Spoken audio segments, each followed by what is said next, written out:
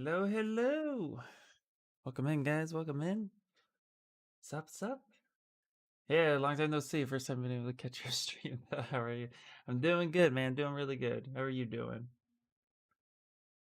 Getting ready to sculpt some anime. It'll be fun. I'm definitely a little slow today. I say that every day, I guess. How are you guys doing? And why isn't my music playing? Come on, Synthwave. Come on.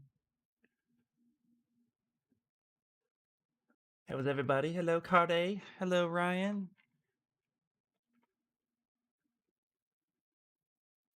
Come on, Pretzel Rock. Pretzel Rocks. All right, let me see something. Let me try to start up some other music.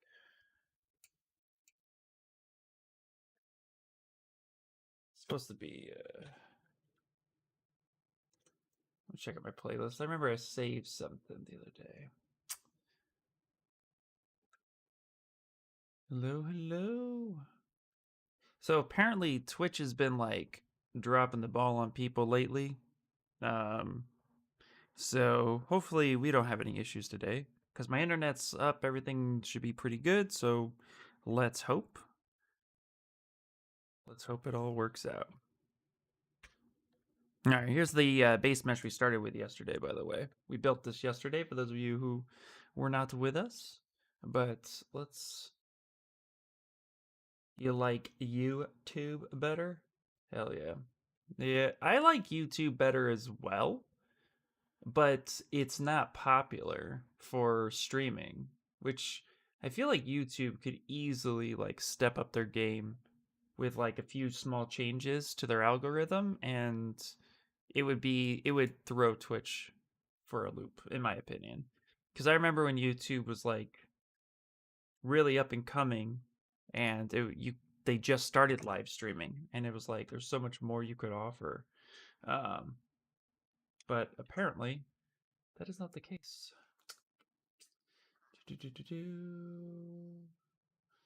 There was a playlist I found yesterday. I'm going to show you if I can get that going. If I can't get that going, then no big deal. Guess not. Guess not. Oh well. Oh well, no big deal. Okay, let's see if we can reload the music. I like to have music play. Let's try that. All right, let's try that. Be right back. Gotta walk my dog. Walk your dog. No worries, man. We'll be here for a few hours, so appreciate it. Appreciate it. All right. So we are live, so let's start a sculpting. And I'm gonna go ahead and load up my texture, my reference.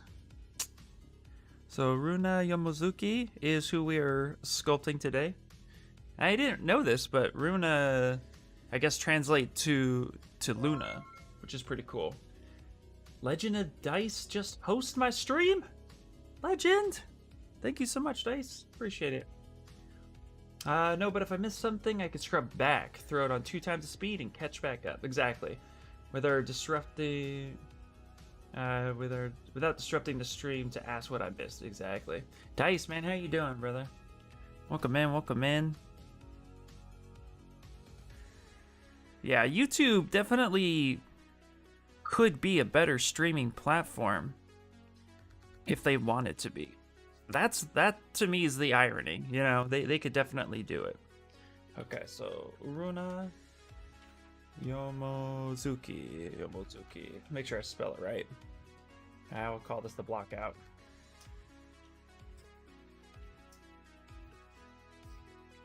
Nice. All right. So yesterday we blocked out this base mesh. Get a low version of a female anime character of sorts.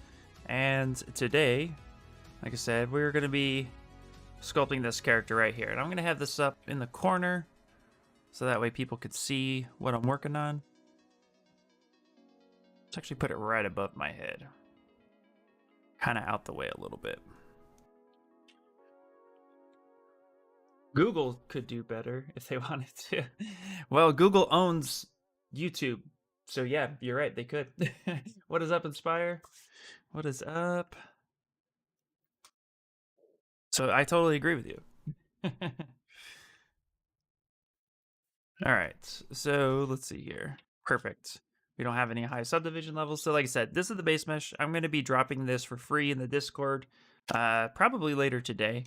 I just wanted to make sure that it was workable and that I liked it before I dropped it, but this is about where we are. I'm also going to need to go to brush, auto masking, right? No, not auto masking. Samples, spotlight projection, turn that shit off. Or else sometimes your tools don't work when you have a projection up. I know that's what I meant. Oh, okay. Okay, that's what you meant. That is okay. Just making sure. Yeah, don't mind me. I'm slow this morning. Caught zombie on her PC way after bed again last night. But other than that, happy and healthy. That is awesome. And the music is off again. What is up with Pretzel Rocks? Okay. The kid is back on the escalator again. Sneaky kids, yeah. Dude, I used to, pardon me, I used to catch my daughter on her phone editing like some of her lists and stuff like that because she forgets they're tied to my phone. So so she'll like edit something and then it's like, you realize, sweetie, that I see that at midnight. Go to sleep. Like, what are you doing? Okay, we're gonna try this playlist called Twitch Stream Songs for Twitch streaming on Twitch by Dr. Donut 099. Let's just hit play. Maybe I'll like turn it down a little bit and let's see if we get flagged. Hey, and how's it going? Hey, Animation 3D, how you doing? Nice quote, yeah. That's how I feel with my music right now. The kid is back on the escalator again. Such a great movie. Anyway, so this is the character that we're doing, and we're going to start blocking out, but I also have other reference that I'm going to be looking at. In particular, so this is from a show, Kakegurui. It's a gambling anime. My daughter loves it. And this is the outfit that we kind of need to sculpt before we get to her jacket. So that's what we're going to be doing. So let's get to it.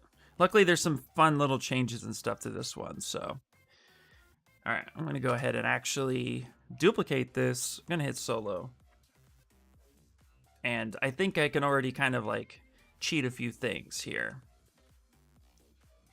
So I'm actually going to select this one and this one. And we're going to split hidden. I'm going to undo that. That's what I love about this part. We're going to refine this. We're going to call this her socks. And then I'm going to take these, split hidden. And we're going to call this her shoes. That way we already have the base that we need for all that.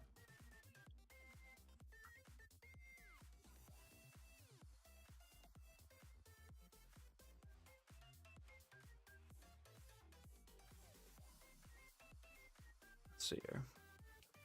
I've never seen it. What do you mean by gambling anime? So basically, like, the premise of the anime is that it's a high school in Japan. It allows gambling, and that's kind of like how your status is recognized. And so, long story short, it basically, like, as the story progresses and the status of each character changes, is through gambling actions. So it could be as simple as rock paper scissors to like high stakes poker, etc., etc. It's like rated for TV 14, but it has like mature tendencies to it. Luckily my daughter's 13, so it's one of those that like I kind of previewed. But yeah, that's it. The premise is all based around gambling. It's very interesting. It's kind of hard to explain 100%, but yeah, that's kind of the gist of it. All good, buddy. Been busy working on a stylized character sculpt. Nice, man, nice. I have been definitely.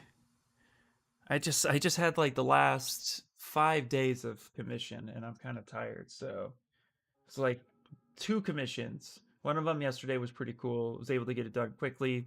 but then the likeness. So I'm a little tired. Okay, and then let's go ahead and actually let's take this, and we're gonna go ahead and make this what would be her. Kind of make this her jacket, maybe. So yeah, Kakegurui, check that out. It's a pretty interesting anime, but this is the character from it, if anybody is curious. All right, we're gonna delete hidden, and we'll call this her top. Working on your first cup of coffee. I'll let you know. Hell yeah, I got my 2 cups of coffee and this one, so I'm with you, Dice.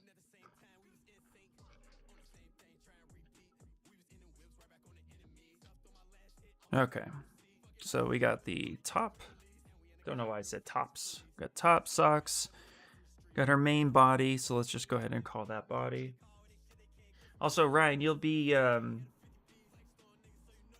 let me know if YouTube kills you, because that will tell me if I'm breaking any DCMA rules. Interesting. I have to check it out. Yeah. Oh no, this wasn't her body. This was what I was tearing apart. This one's her body.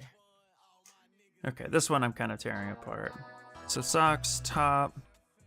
Hey, thank you so much for the follow. I appreciate it. Okay, let's delete this one. All right, so let's just delete this one. Let's reduplicate this because I somehow lost her shoes. So let's split hidden, and let's put this down and call this rename shoes. So I'm just kind of blocking this whole thing out. I also like to put things in somewhat relatively decent order. Okay. I think that's going to be it for that one. So we got top, socks, shoes, and her body itself. All right. Let's go ahead and actually turn all that off. And let's just start with the skirt. So I'm going to insert a cylinder for this. And let's just delete hidden. Delete loops, I mean.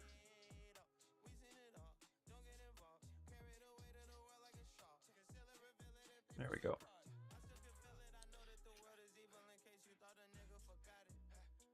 Yeah, I'll be curious. I've never used this playlist before, but Pretzel Rocks is being kind of stupid. Okay. Let's bring this up. Nina! Morning, morning, morning. How are you doing?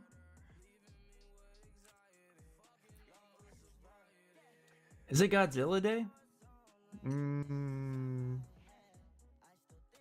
idea. No idea. Oh, Ryan Kingsley, create your final renders. Oh yes, I think the movie comes out today. Ah. Well then, yes, possibly.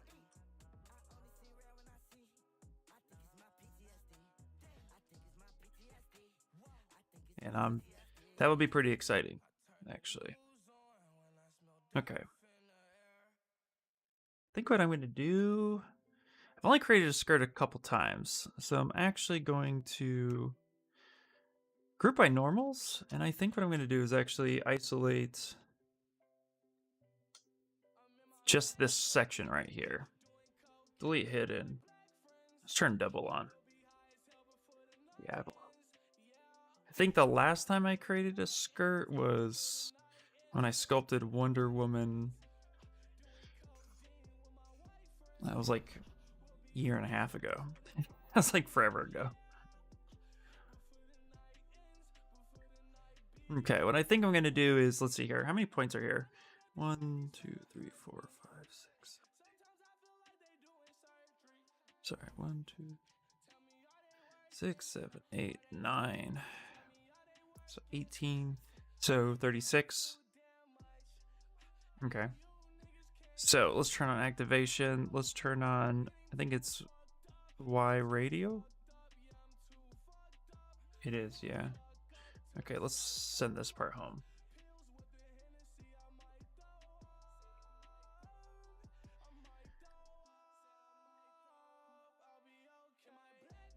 Trying to see how I want to do this. Yeah, 16. This feels a bit. This feels naughty. Welcome to my stream, buddy. Welcome to my stream.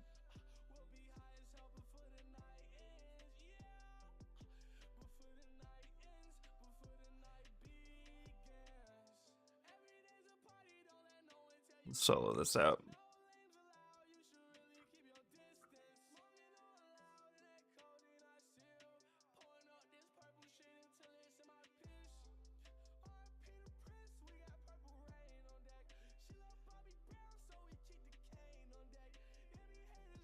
Let's see.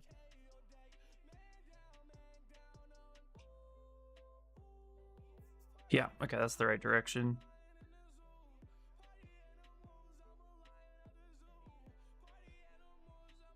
Just kind of trying to use the gizmo a little bit. Maybe something a little bit more like this. Which makes the most sense to me. Let's turn off that. Let's send this home. Let's reset it. Now I'll have to add some edge loops to get a little bit of flow to it. So let's bring the Z modeler out. Let's do that. I'm gonna add like maybe like 2. I lurk a lot. I don't usually chat, but before 2 cups of coffee. Coffee is life, absolutely. Yep. Never feel ashamed for that. All right, let's see here. Now auto groups.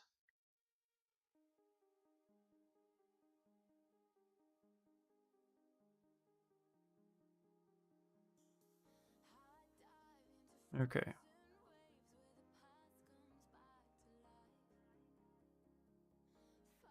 Trying to see like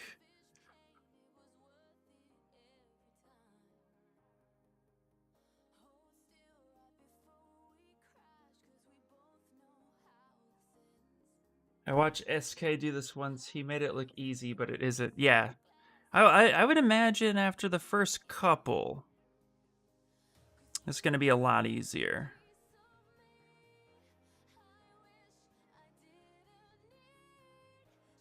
But it's a very specific type of skirt, so I want to make sure I get it right. And I'm almost like that doesn't even help at this point.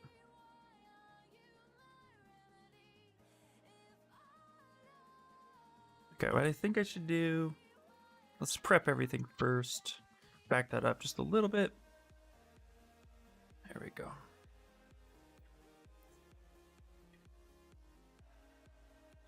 That's the cool thing about this project, is I knew there's going to be a few things I hadn't really done more than once, if any. There we go. So I just want to get that nice clean edge. And I'm gonna make the band like another piece. So, but I think it'd be wise at this point to maybe start creasing some of these edges. So I'm gonna go ahead and grab the crease. Hey, thank you so much for the follow.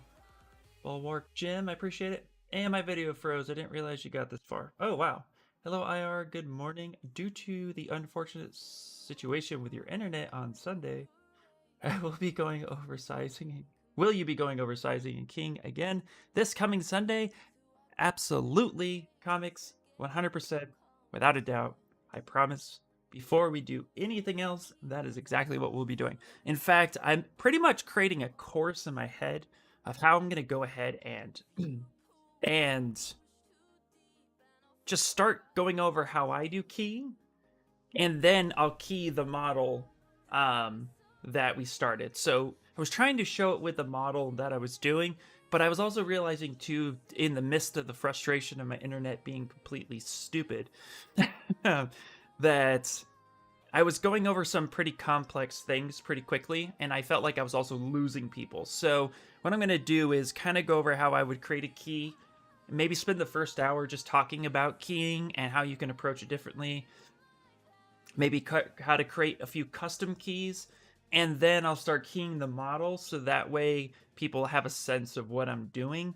and then those that come in will be like, oh, you're in the middle of keying, what's going on? And I can link them, I can go back over it really quickly. So great news. Heck yeah. So that's what we're going to be doing for sure. And I don't care if I spend 3 hours talking about how to create a key. I really want to pass that information on. So bring your questions if you got them, please, please, please. But yeah, keying and ZBrush is crucial. And I'm even going to go over scaling. I saw a question on Twitter the other day that somebody said that ZBrush needs to figure out how to get sizing done. And I was like, sizing in ZBrush is very easy. It's just unfortunately convoluted in the approach. So I'm going to go over that too, just to make sure that people can actually set their own scales, get that set up. And I know that's where my internet started failing. So we'll cover sizing, scaling, and how to create keys and how to use live boolean for all that. So that is Sunday.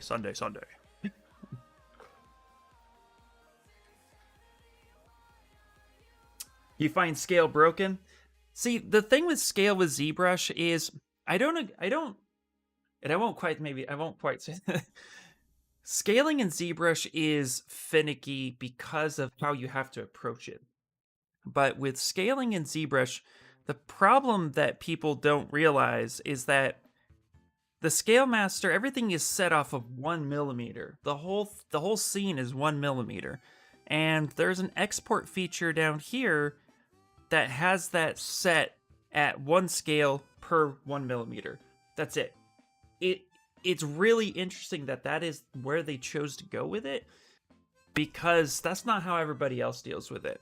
So it's not normal the way other programs deal with it. Usually you can just make your thing and start sizing it up. I find Blender's scale system to be a little weird until once I learned it. But everything's just set off of 1 millimeter, and then it's set to a default unit.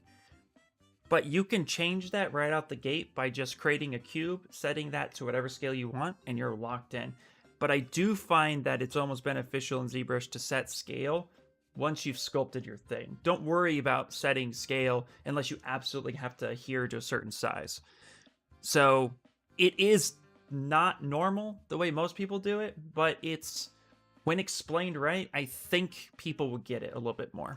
And then some people who've created UIs that you download and then have like their custom project folders, there's a benefit to setting up a custom project folder too, so you don't have to worry about it. Kind of like Photoshop, where you would say, oh, I want my template to be 1920 by 1080 for a YouTube thumbnail. You will just save out that preset. And you could do the same in ZBrush, though it's, again, yeah, their approach is convoluted, but the system, I think, is pretty simple when explained right. But I am also curious to hear other people's approaches, because I haven't found a lot in which it was explained correctly. I had to kind of learn this the School of Hard Knocks. So because I used Shane's 3D Character Workshop project folder and didn't understand scaling at all, and his ruler file confused me for like 3 months until I learned scaling, and then I realized what his project was doing, and then I'm like, okay, now I get it. So hopefully I'll be able to explain that a little bit better, maybe clear up some things too. But I am curious on what issues people do have with scaling, and maybe then I can kind of help out a little bit more. Okay. Ooh, there's an interesting pattern on these skirts. I didn't realize that. Okay, we're not worried about that right now. So yeah, I export and then scale in Blender. Really? Interesting. Well, I did make a how to scale YouTube video on my YouTube side. So if you so you could definitely check that out too. But I'm going to be covering that all in depth. So, okay, these skirts are also pretty short, so we're going to have to adhere to that. Oh no.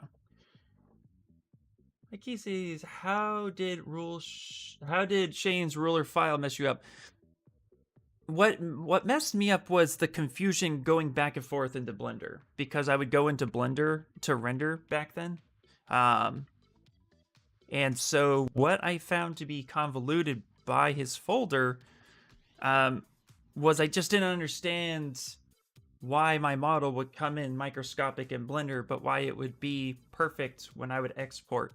And then when I learned to export for 3D printing, I learned to go to 3D Print Hub and then say update size ratio, right? You don't need to do that. You just need to hit export. Like his folder is set up to just export. But I didn't know that. So I would come up and like update size ratio, export, and then it'd be massive. And I'm like, what the hell just happened? I don't understand. Hola, konnichiwa. Harry. That's me practicing Japanese real quick in there. Your tutorial on scale is incredibly useful. Sweet. So yeah. I just use Shane's file. It's super easy. It is. I'm also the type of person that has to like fully understand exactly what is being shown to me for me to get it. I have this like innate quirk in my head where like if I don't understand it, you can explain it 100 times the same exact way, but if I'm not getting it, then I have to kind of like it has to click. Once it clicks, then I'm like, holy shit, I know how to do that thing. Awesome, let's do that thing. So I know that's also a little bit of my my own little issues, so to speak. Okay, let's actually insert. I'm going to insert a new cylinder real quick because what I want to do is I want to create a new band right here. So delete loops. Turn the solo off for a second. I'm going to be creating a waistband for the skirt. Yeah, you're the same way? Oh, yeah, perfect, yeah. For 3D printing, I usually try to scale in ZBrush, but end up resizing in the slicing and support program. Oh, interesting, okay. That's good to know. Yeah, if you get it right in ZBrush, then you'll never have to redo that unless you sized wrong. But yeah. Yeah. We're going to cover all that. It's going to be fun. It's going to be great. All right, let's go ahead and delete hidden.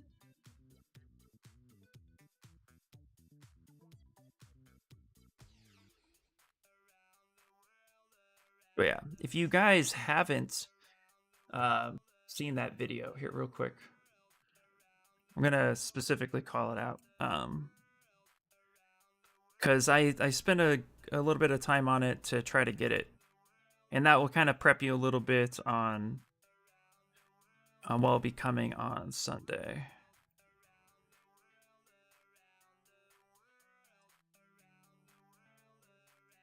Right. Go big. Just click right there. So here, check this out too, if you would like to kind of get where I'm going to be coming from.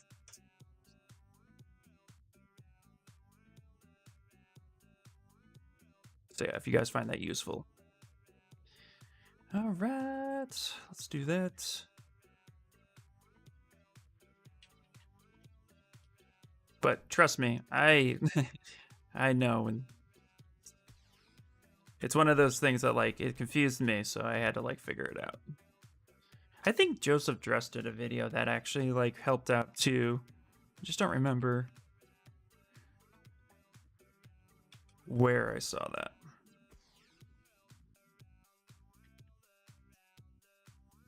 All right. I'm actually going to go ahead and turn on. I'm going to go back and turn on symmetry, but we're going to turn off radial, go back to X. Because we already got the shape that I want. Now we just have to kind of like start fitting it to her waist, and then we'll do the rest afterwards.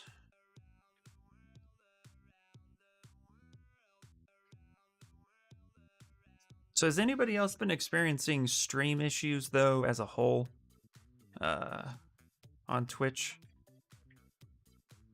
I don't know if you've had any issues, Dice.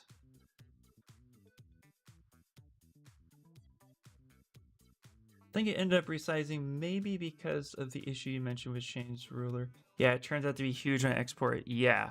So with Shane's folder, don't ever come up to Scale Master or 3D Print Hub. With Shane's folder, just go to plugin and hit export. You should be fine.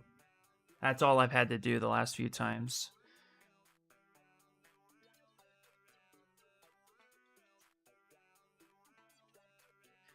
It is a bit weird, I'll be honest. Like, you know.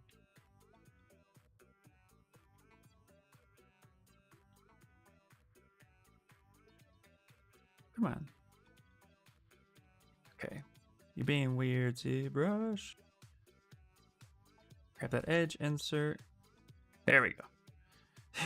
Like, come on. Like, grab the damn edge. Okay, I'm actually gonna hit multi-edge. I'm gonna hit multi-edge to get some loops here. I'm like biting this thing.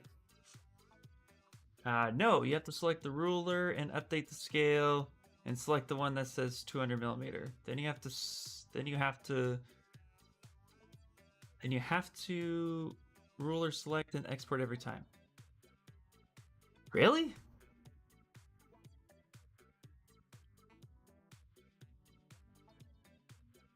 And I bet you right there, this look on my face is exactly why I was confused with this folder. Because the file I have is already set that way. Right, it's the bounding box. Yeah. Okay, well, yeah. Try that, or check out the scale video. I literally, the last 3 times I've used his folder, I just went up and hit export, and it was like right on the money. But I don't know. I also know there was a time he had an issue with this folder, so maybe I have like a funky version. I don't know. Yeah. But see, this conversation that we're having right now, Inspire, is a conversation that happened inside the 3D Character Workshop and inside some of the Q&As that we've had. Because some people are like, well, this is what I've done and it works, and this is what I've done and it doesn't work. And then people were like, oh. And then Shane was like, yeah, hold on, let me correct this. So yeah, I know there's been some confusion in the past. Which is actually one of the reasons that led me to figuring out scale on my own so that I could understand him better.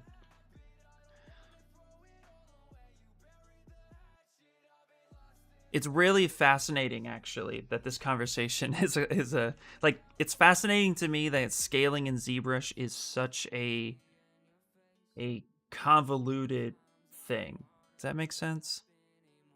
Like, yeah, it's interesting. Okay, I'm gonna group by normals now. Yay, there we go.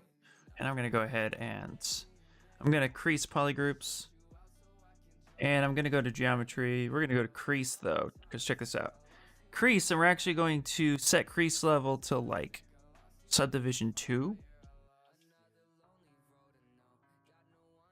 So that we'll get some little bit of softness to it when the time comes. I'm actually gonna also increase the thickness a bit. Like maybe 0.005. Yeah, your breakdown of Scale Master really helped. Sweet Harry, thanks. Yeah, it's very screwed up, and they didn't have to make it that way. Yeah, it really is. Yeah, I really do think they need to fix some of those issues. Scale isn't something I should be thinking about. Scale is relative, guys. Nothing is real. Time is fluid. Yeah. Well, that's the thing. I think the way they've chosen to do scale makes sense per project, but like I said, I approach it like a Photoshop, where I approach it like Photoshop, whereas you can set your own customization for said scale, and that already like kind of helps things out a little bit. But you know, yeah, for the amount of physical goods the software is responsible for, you'd think that sizing would be a key element in software. Yeah, exactly. Yeah, I think they took a hands-off approach because, again, yeah, I don't know. I mean, I don't work for Pixelogic per se. I mean, so I have no clue. I do agree. I think it should be a little bit more clear and concise. I think there should be better tutorials for it. I think they should, or just say, hey, let's get this right. But yeah, who knows, man? Who knows? Time is a flat circle. We're all circles.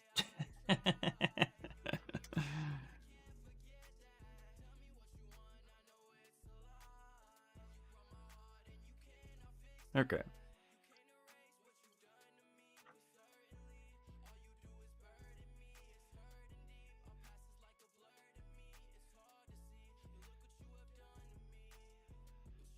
So let's go ahead and let's grab this. I'm gonna scale this up a little bit.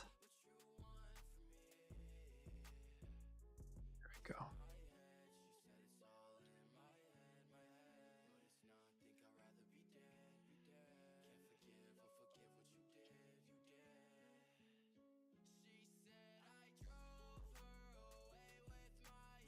Oops.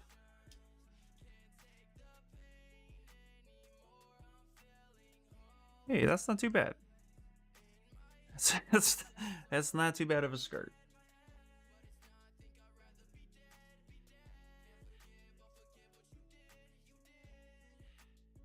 I miss a cube.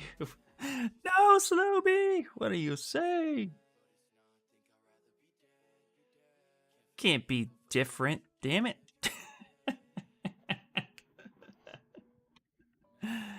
How dare you?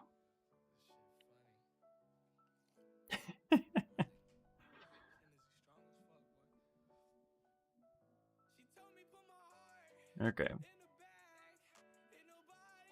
We're gonna push her booty down just a little bit.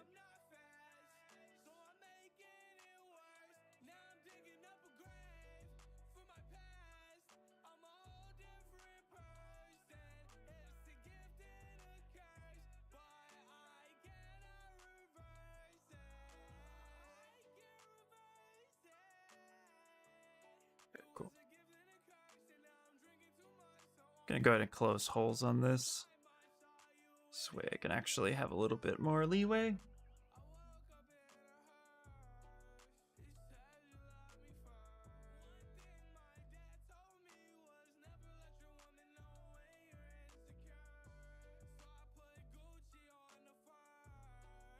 Squeeze this in a little bit more.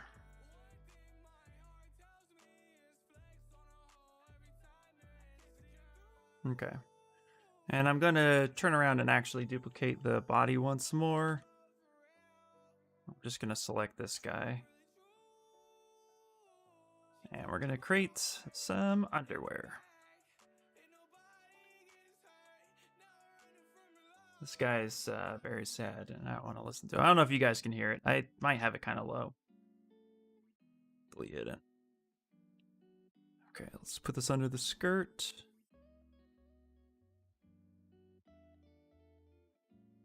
Let's actually make a folder and call this skirt.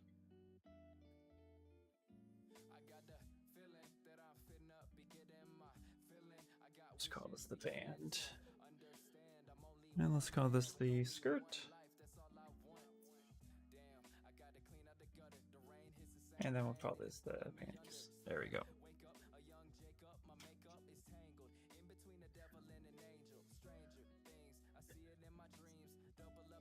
All right, socks time.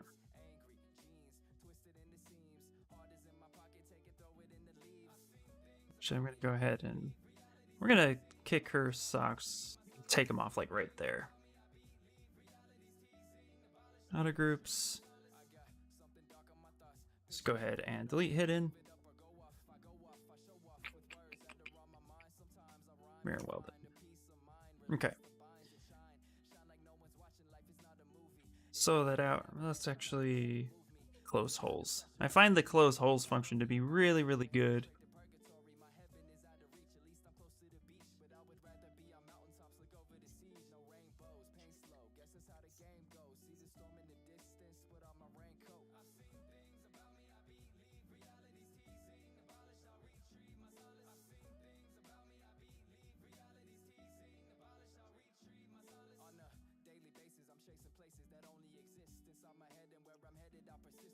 Okay, let's actually just make it wider. There, something like that.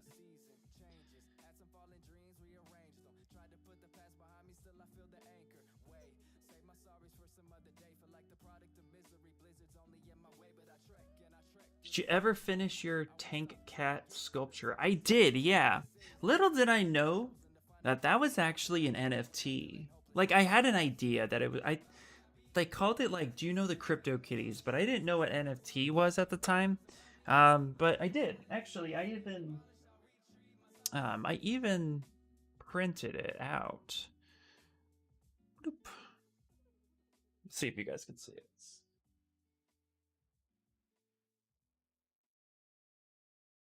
Ended up actually printing it. It might be a little hard to see the details, but yeah, I did finish it. It was pretty cool. I'll show you. I'll pull the sculpture up. It was pretty neat, actually.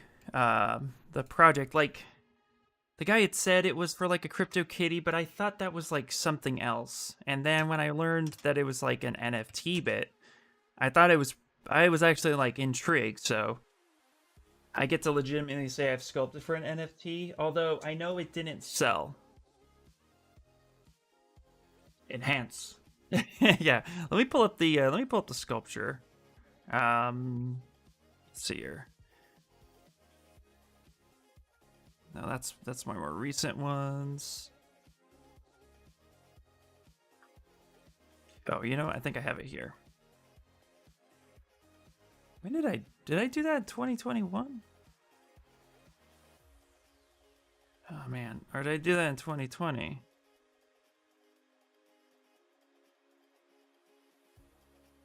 Why do I not remember? It was called Kitty versus Mech, right? That's what I did. Wow, let me just look it up real quick. He exported the STL into ZBrush, ZBrush and used it as a boolean. Nice NFT. Yeah, non-fungible token. Yeah, all that crazy drama stuff. Yeah, ZBrush really does make things harder than it should be. I need a model. Hold on. Okay, there it is. Let's right-click this. Let's open up the file. All right. We had to change. Yeah. So let me pop it up. A hole for the piggy bank. All right, yeah. So here we go. You guys can see a little bit more detail. Let's actually pop up occlusion. There you go. Yeah. So I did finish it. The client was super awesome. Loved it.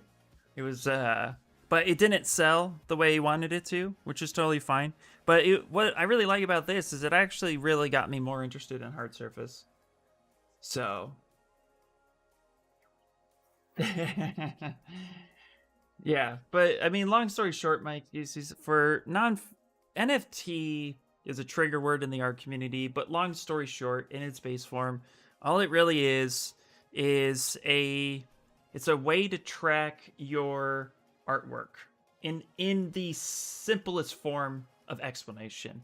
Now, there's a bit of cryptocurrency that gets tied to that, and what you could do is you could basically make your artwork an auction, and then people can buy it, and then that sets the price and encodes a little bit of information that says that the person who bought it is the original owner, and making you the original creator. And you can make a commission off of that. And then based on like any other auction of art ever in the world has ever happened, based on the popularity and the desire for said item, will increase or decrease its value. And that is dependent on how the market goes. So that's it in its sense. Oh, go back to the zebra screen, sorry. So that's it in its sense. That's what NFT is in the sense.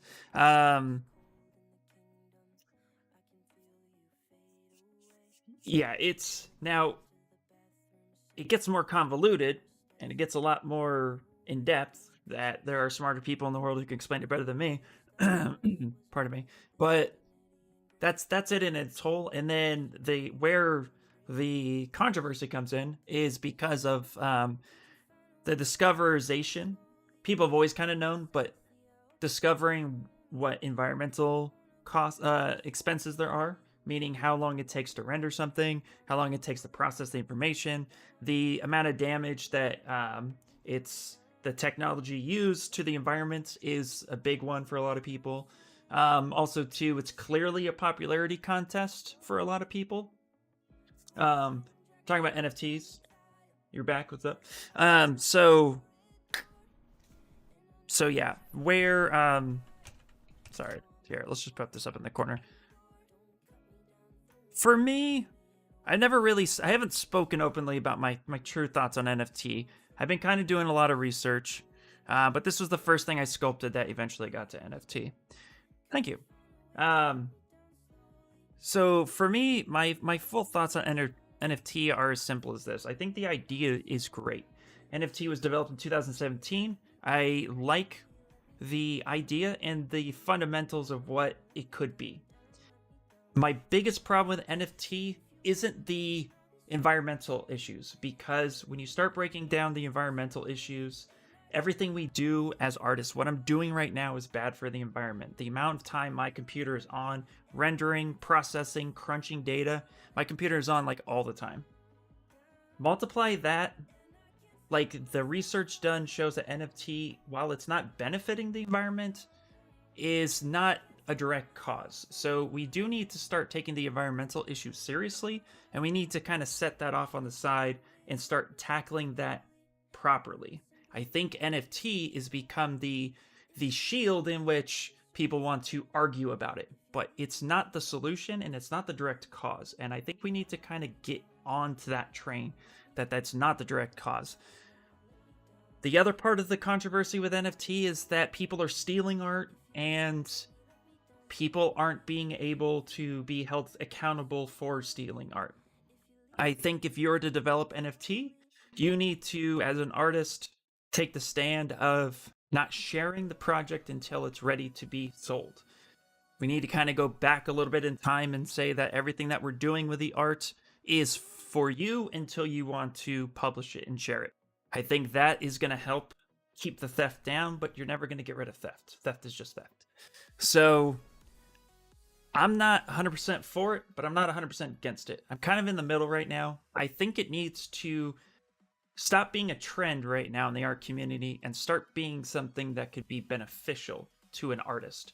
It has changed the way artists look at things. It has definitely made people say, can I be an artist full-time for a living? Yes. Yes, you can. Could you do that before NFTs? Yes. Was it easy? No. Is it easy right now? Sitting here, hoping and praying I get another commission or a studio finally looks at me for more full-time employment? None of that is easy. But if it's done right, maybe NFT could provide me with some sort of income. So these are all things that we have to kind of take a look at and say, what do we do? How do we respond to it? So this is where I'm kind of standing on it. It's not a trigger word for me. It is for a lot of people. What I don't want is somebody to come in and judge me for my belief system on what I think this new quote technology could do for you. I think we all need to be adults about it, and we all need to just sit here and say, yes, NFT has its problems, but they're not outweighing the good, but we need to reinforce the good in order to make it something. And if we don't, then it's just going to be another trend that falls straight into the water, and people will be a man in history who made the most amount of money and be done with it, you know? So yeah, it really is something that is not black and white, and we need to be able to talk about it, and we need to be able to have our belief system with the idea of how we will use it within our own everyday life and use it responsibly. That's my whole thought. That's my whole rant. I've been actually waiting to have this conversation. So yeah, it's definitely something. An enforceable copyright. Yeah, essentially that's exactly it. Yeah. Well said, brother. Everyone owes it to themselves to investigate NFTs for themselves and actually impacts, instead of getting worked up over the headlines. Exactly. Yep. The payoff is what makes it not worth it. I'd rather spend my carbon footprint with prints, art prints, and 3D prints, because you end up with something more tangible and you are in control of, besides that, flying and traveling. Exactly. Yeah, Leonard, that's 100%. I agree with that. Purpose beyond selling one digital thing that proves its legitimacy. Nothing is stopping someone from taking Yeah, from taking your sold NFT and printing it at home and putting it up on their wall. Exactly. And with the NFT part, it's really just the digital part of it that is, yeah, it's theft is theft. Somebody's going to steal it, but somebody could go back, and this is where NFT kind of comes into play. Somebody takes that piece of artwork and tries to repurpose it, right? That NFT, right, says you can't do that. So there is a little bit of pro there. Hola, next. Outweighing the good. Yeah, and that's the thing too. I actually saw somebody break down the footprint of what it would actually cost for fees, quote, gas prices. That's where it loses me. That's where I'm like, I'm going to stop you right there. Because if I'm going to sell something for $250 and only see $40 at the end of it based on fees and transactions, that's not worth it. I spent 5 hours yesterday and I made $175 in sculpting. And that was my rate to get this guy 5 hours worth of work. And that was just a clean deal. 5 hours, got my 175. No fees, no nothing. If I put in a lot of time and effort and then I sell it, and then somebody, because they're the server, takes a lot of my money, that's ridiculous. And that's where I'm like, yeah. My issue is not with NFTs. My issue is with the cryptocurrencies themselves. Yeah, Cardi, yeah, I agree. Yep. Oh boy. Hey, Manifesto, what's going on? Yeah. Exactly, yeah. When you put anything online, guys, okay, I had this conversation. Okay, hold on, real talk. Let's go full screen here for a second. Okay, all right. I'm gonna take you guys back like 7 years ago when I was doing wedding photography. Um, doing good. I'm doing really really well. Um, if we wanted to, sorry, hold on one second. Let me finish this thought and then I'll get to the next question. So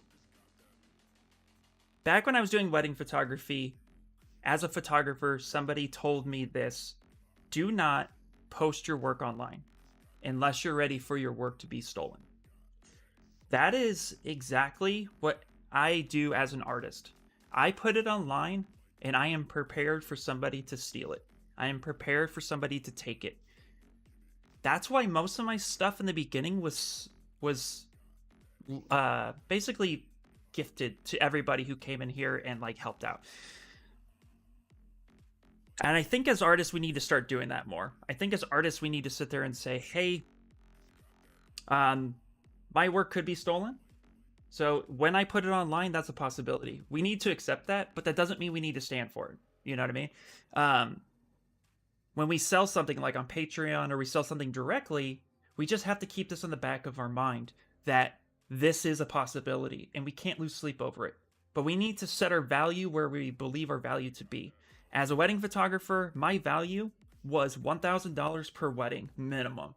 I'm not going to do it any less than that, because of the possibility of well, first off, the time and exposure and the experience it took me to get to that point, but also the risk involved of losing equipment, losing gear, and then to just take a beautiful photo, put it up online for somebody to steal it. That was just like, that would become devastating. But that was what I was always told. Don't put your stuff online unless you're ready for it to be stolen, or you're ready for it to be out in the webs. Once you send it off into the webs, it's lost forever. It's just going to be there. Somebody can take it. So put up what you don't mind being taken. Sell your stuff for what it's worth. Don't undercut yourself. And let the rest kind of fall where they are.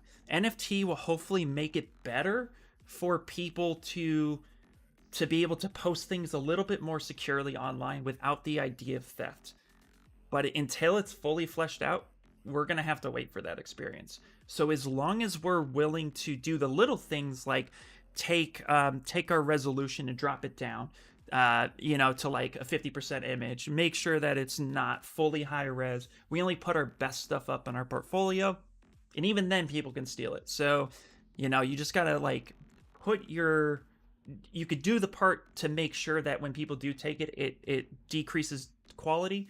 But yeah, we gotta make sure that we understand that things can go away, that things can get stolen. It's tough. It's something I even struggle with, because I don't think it's fair, but that's kind of reality, and that's what makes it really really hard to deal with. So, and especially as somebody who's a full-time freelance artist, this is difficult for me. This is like kind of a pain in the ass, and I hate having to be here like, oh my god, like what the hell. So, but copyright. So, to Ninar's point here, what she say? Not many people know be copyright, but copyright does not mean to be registered. Copyright is attached automatically to whatever you create the second you create it. Yes, but it is the Wild West on the web. So we have to make sure that when we do put our work up there, just have that mindset. Be prepared for it to be stolen. No, I don't want it to be stolen. No, I don't think it should be stolen. But that's reality. So let's do what we can to mitigate that. And hopefully NFT will be the bridge where somebody says, I could put my stuff up online and nobody's going to take it. And if they do, they're held accountable. Like, that would be really cool. Look at the handsome man. Hey, thanks, dude. Be prepared. Take no prisoners. But yeah, it's just hard. This is something that I struggled with as a photographer, and I see the struggle in the artist community, and I just sit here and I'm like, I've had this conversation with so many people before in a different industry. The content might be different, but the topic is the same. So what we could do as artists is make sure that when we do share stuff, protect ourselves. Only post a JPEG. Don't put your print on there unless you want somebody to have it. If you guys downloaded my Gwenum, if you downloaded or my Grogu from my ArtStation, you'll actually see in the notes on how to print, there's a copyright claim that says that this is my original model, or this is my model that I did based off this artwork, and I call out the artist of the original concept, but I say it's not for resale, it's for personal use only. When you do that, that doesn't mean it's not going to get stolen. That doesn't mean somebody's not going to try to sell it. I've had so many people sell my Darth Grogu. Like, just straight up take it from my ArtStation and repurpose it. Nothing I can do. I just ask them to not do it. So yeah, it's tough, but the things we can do is only put up what we want to put up. And if you think for 5 seconds you're going to try to make money on an NFT, do not post that until you're ready to post it. And I really think that is going to help us in the long run. So hopefully this was I knew this conversation was coming. and I'm really excited to have it with you guys. It doesn't, I just ask that whatever your stance is on NFT, please just don't judge other people. Have the conversation, and it's okay to agree to disagree. And it's just that simple. So hopefully this was real talk. Clip that. And yes, I am prepared for this to leak all over the internet, so don't worry.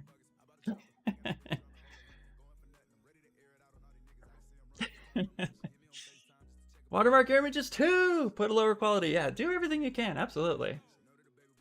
We really need to hang out and chat about this. This would be fun. Absolutely.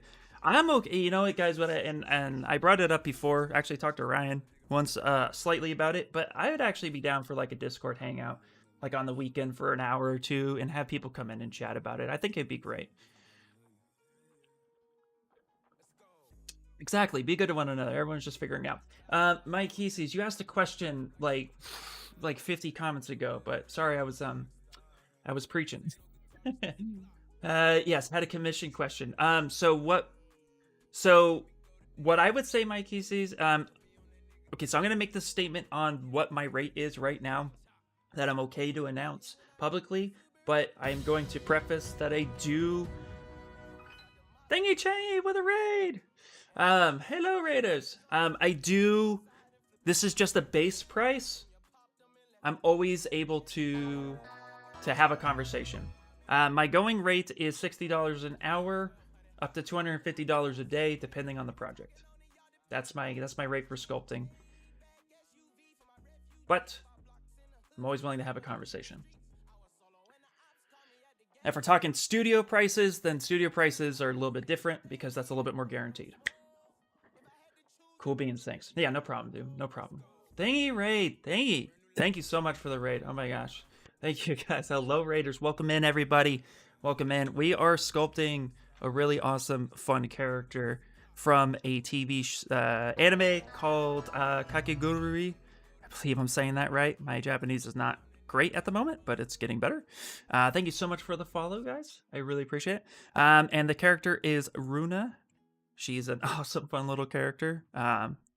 And yes, so this is her, and this is what we're sculpting. But we kind of had a little fun conversation. So yep, we're just blocking everything out. Thank you guys so much for the follow. I appreciate it. Everybody, welcome in. Welcome in. And what is it, right? Thingy, what were you working on? Shout out to Thingy. If guys you don't know who they are, check them out. Nina will get that. Or Martin. Raid. What are you guys working on? I'm really curious. Please drop a link if you would like, if it is shareable. No pressure, of course. How's everybody? All right. Yay, Martin! Okay, let's actually start getting some of the outfits. So we got a basic skirt in right now. And what we're going to do now is duplicate this body. And we're going to go ahead and start making the shirt itself. So let's get... Now we're only going to be making what's visible. I don't really need to make too much other than that. So we're just going to start here. And then we'll end up tucking this in a little bit. And let's do auto groups. And let's delete hit him. They left? No! That is okay.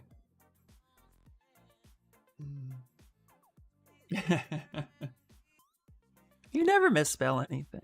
Exactly. All right. And this is pretty cool neck piece. So let's do that right there. All right, all right. By the way, guys, I heard through the grapevine, if you guys don't know Rush Zilla, he made Partner today or yesterday, and that's really exciting. So I know some of you know him, but yeah, he made Partner, and that's really cool. I'm really happy for him. Oh, yes, he did. Yep, absolutely. By the way, Sanchez, how's your sculpting coming along? Okay, let's get the Z modeler brush going.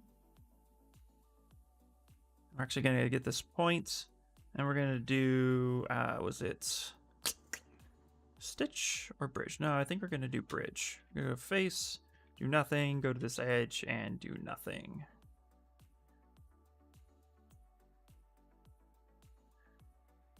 Bridge 2 points from here to here, just like such, because we're going to be making a collar.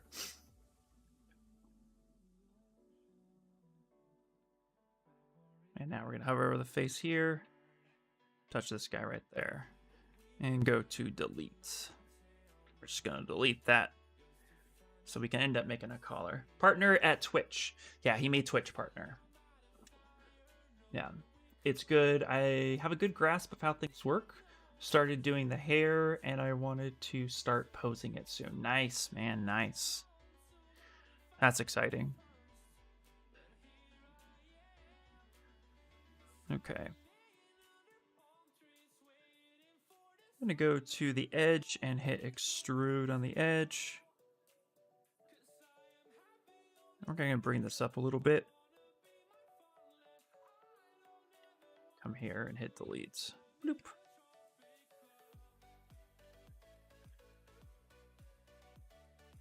So now we grab this. We can actually do this a couple times.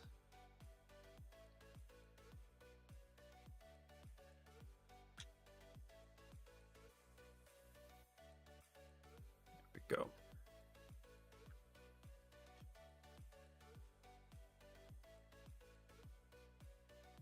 Yeah, I'm really proud of him. He's been trying really hard to get it, so I'm glad he was able to do so. I'm going to turn on double just so we could see the edge flow that's going on here.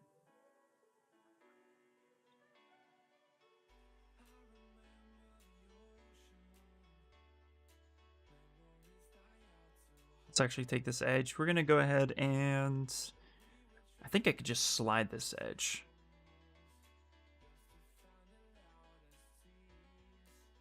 Let's take this edge. Let's go to slide, complete edge loop.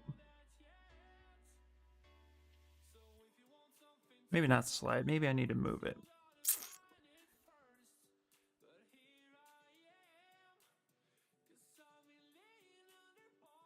Okay.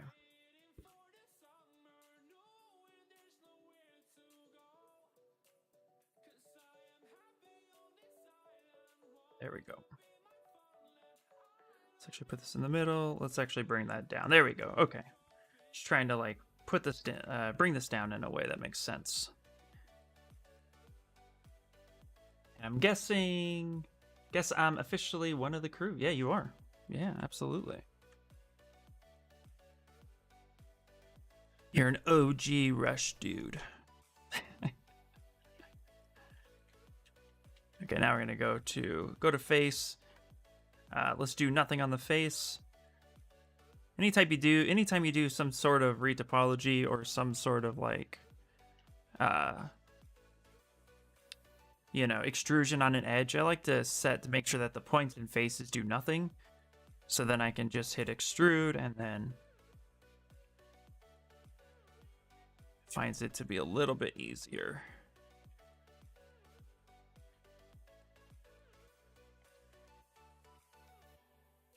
There we go.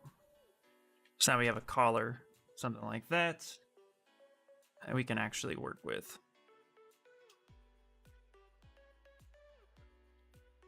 Afternoon, all. Hope everyone's doing well. Yes, Miss Wildfire, we are doing well. How are you doing?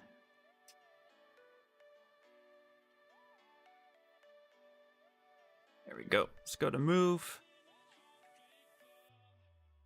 Now we can start bringing up that collar a bit.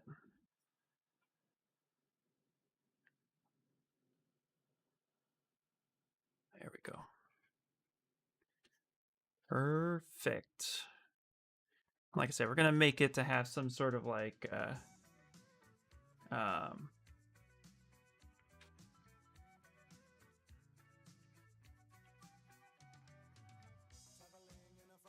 some sort of thickness to it.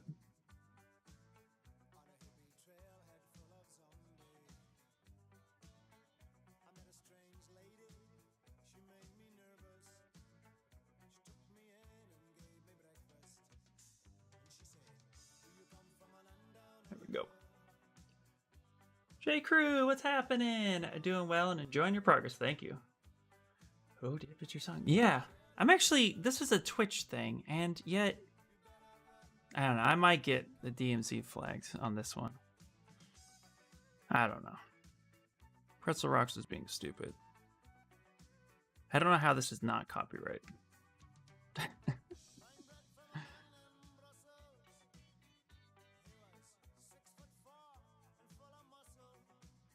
I might like actually stop it after this because there's some songs down here I'm not sure how they can get away with.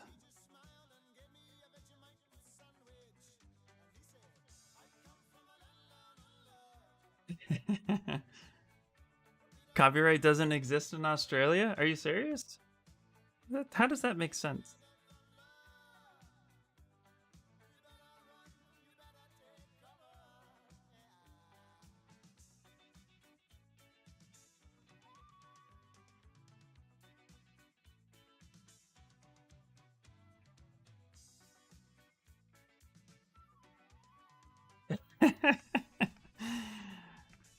Leonard, you have to understand. This has been 2020 and 2021. I'll pretty much believe anything's going on these days. Speaking of which, I'm gonna go ahead and actually pause it because I don't want to get hit. I thought there was like something on this. Damn, I need Vegemite. Yeah, do you though? Yeah, please. Yeah.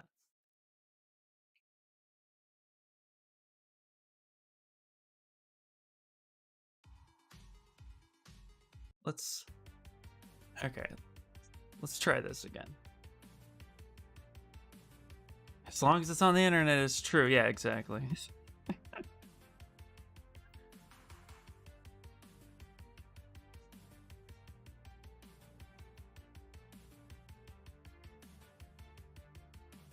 Okay. Get a little bit more on the collar front. I'm actually gonna isolate the collar too.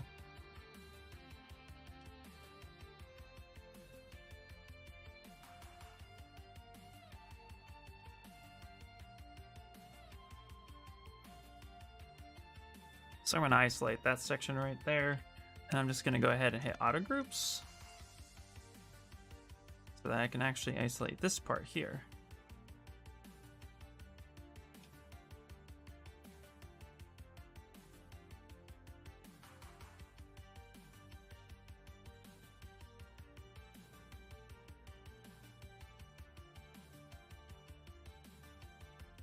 Interesting. Okay, maybe I'll just mask it off.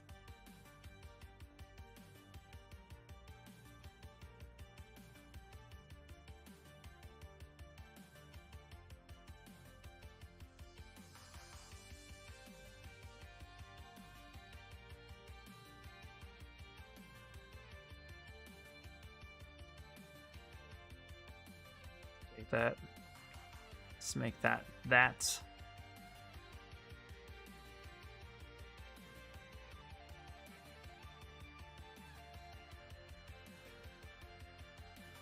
There we go. Different shape overall. Just bake some bread. Ugh. Vegemite. I've never tried Vegemite, so I can't say if it's delicious or not. Can't speak to the cause. Just does not look appealing. That I can say with all honesty. Nothing about it looks appealing. Kamara's here! Hello, Kamara.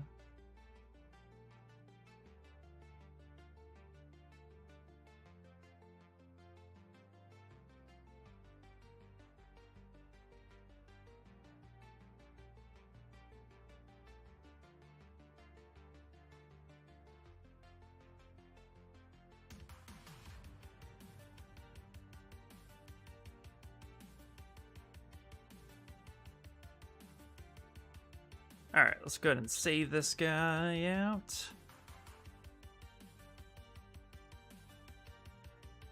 Oh! It's yeast compounds. Well, that just sounds attractive.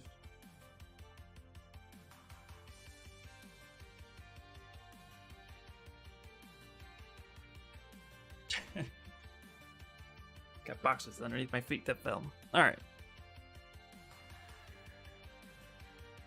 Let's look at the outfit. We need to do the jacket part next. Alright, so this is the shirt.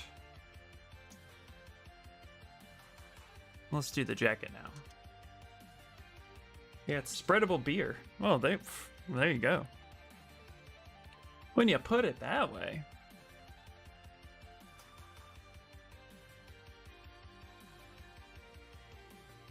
Okay, let's get the jacket portion going.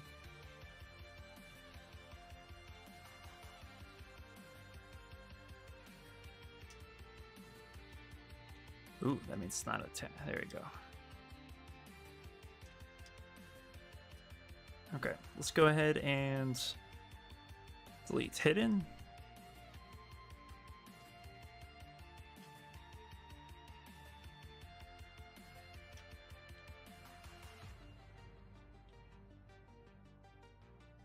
We're gonna make a jacket now.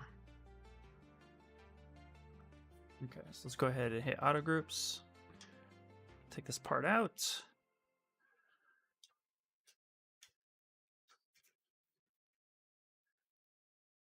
Perfect. And delete it.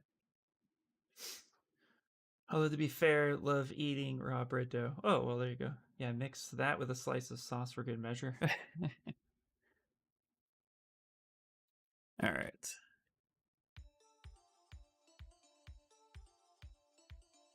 Actually going to smooth this down just a little bit. You like a relaxed smooth.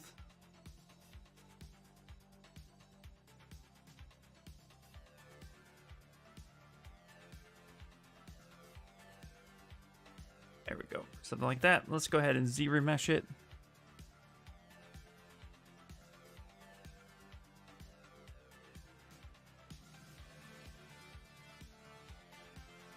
Let's try 3. Okay, maybe let's try 1. There we go.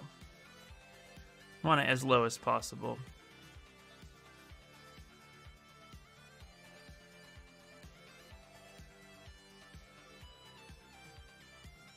Periscope says a beautiful base smash to powder people. Really? Awesome, thank you. We actually just Z remeasure, man. That's all we did. I'm gonna be releasing this actually to everybody very soon, so thank you. TL Dr. Slice of sauce is basically ketchup formed into a sandwich slice, like a slice of cheese. Yeah, it doesn't sound.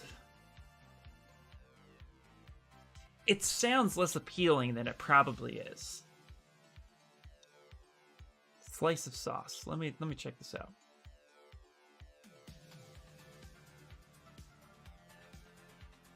That sounds horrendous.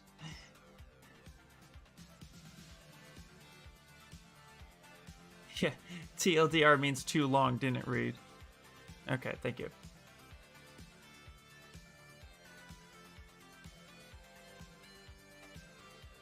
Okay. Yeah, I'm already like, kind of like... Sounds like some super witchcraft.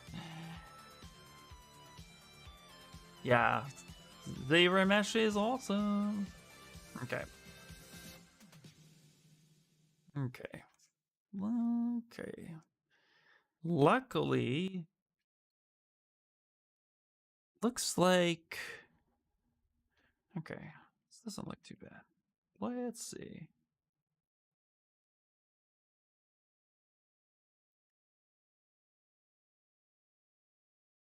Pretty sure I clicked white. There we go. Smooth that here. And bring this up a little bit.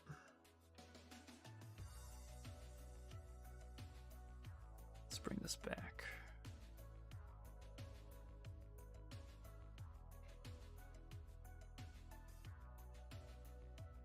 They didn't stop to think if they should, right? That's what I get from it. That's witchcraft.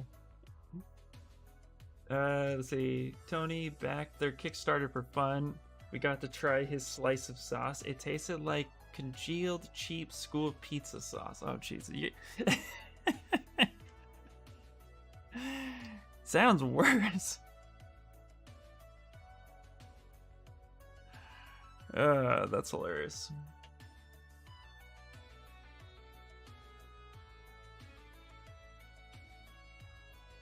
Oh well. I mean, what are you gonna do, right?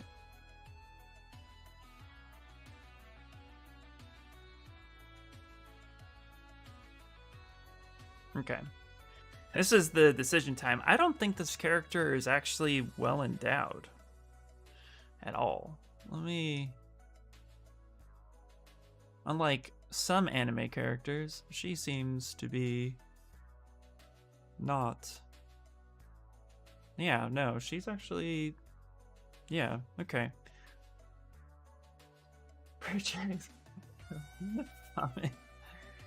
Well, in the show, they're all children, to be fair. But yes. Yes.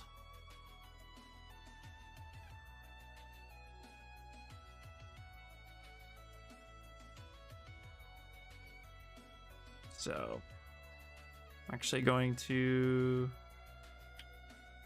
maybe just kind of smooth it down a little bit. That was a little too much. Just kind of relax, smooth it a bit. Something more like that. I'm no spokesperson here, but I feel like people need to know it exists for the share. Audacity of its existence. Exactly, yeah. Back into sculpting schoolgirls, I see. Yeah.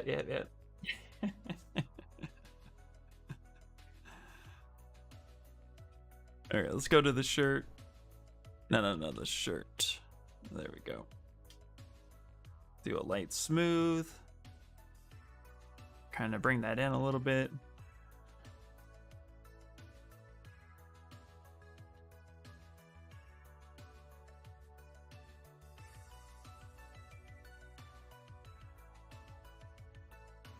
Okay, this is where I'm going to start making some decisions to not fight against the design of the character. So at this point, what we need to do is actually split this up. We're going to split this part.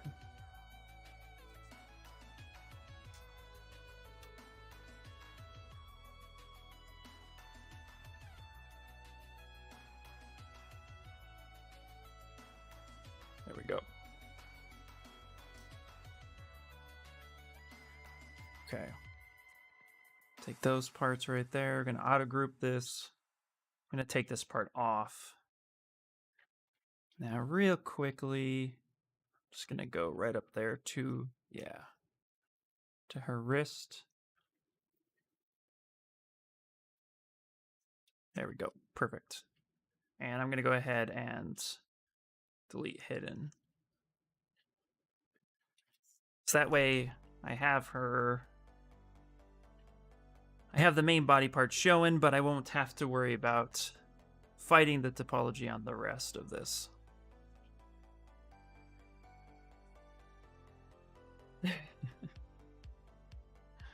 Okay.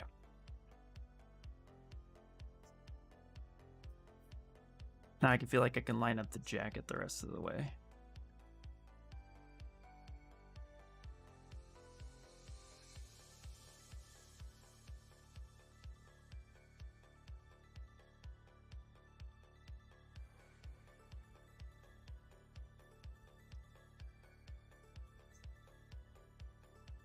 Okay. And it looks like her jacket actually is going to be coming together, so we're not going to separate it too much.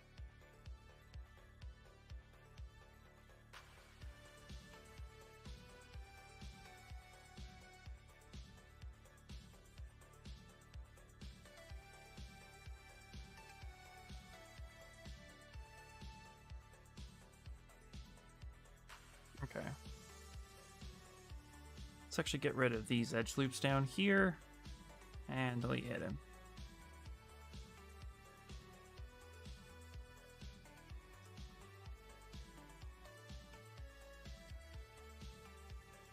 Yeah, she's no super son.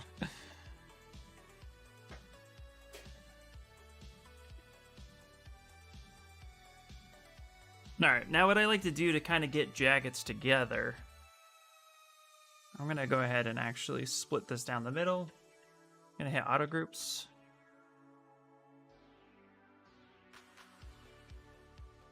I'm going to go ahead and split this off. So let's go split hidden. There we go. And let's call this her jacket.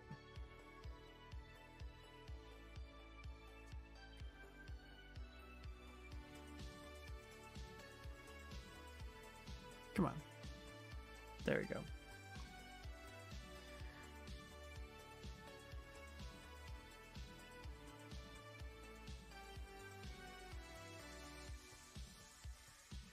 Now we can focus on bringing this closer together.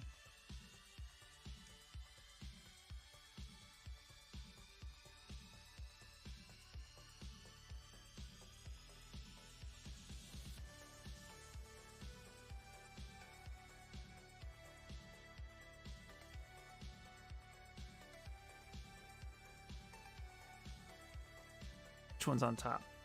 Looks like the left side is on top.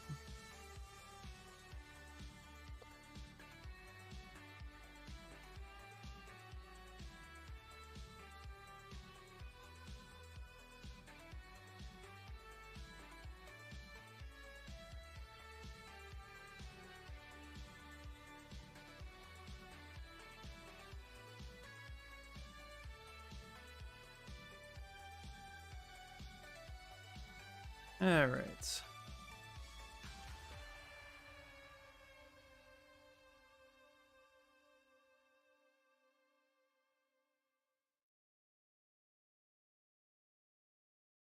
There we go.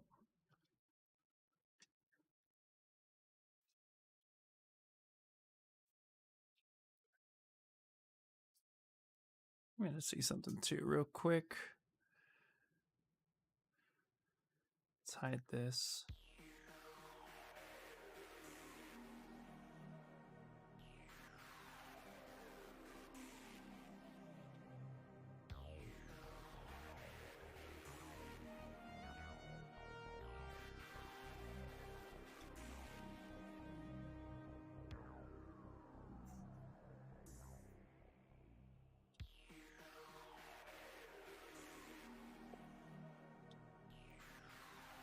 Realize I could have just done it that way.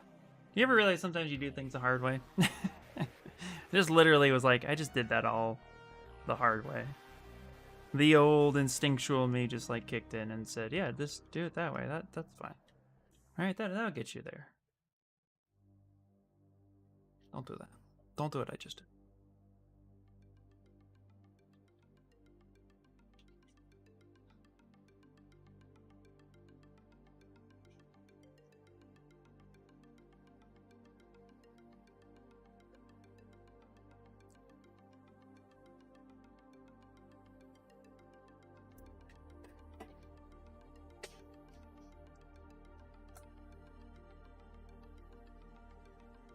Okay.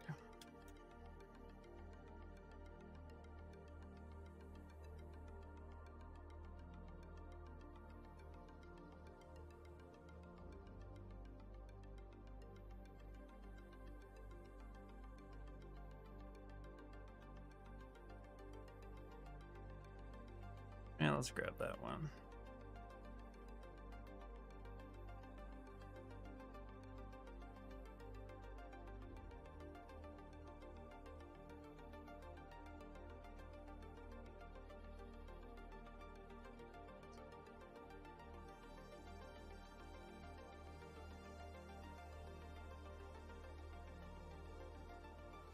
Okay.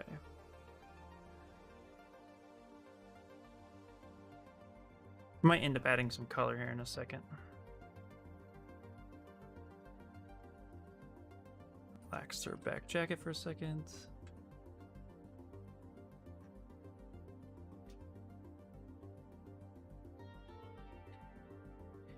This song always reminds me of Bloodsport. I probably say that every time too.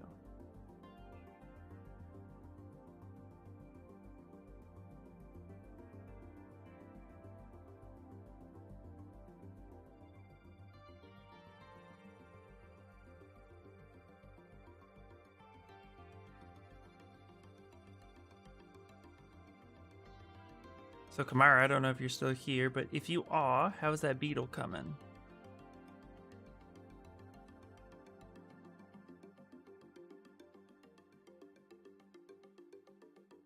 Go.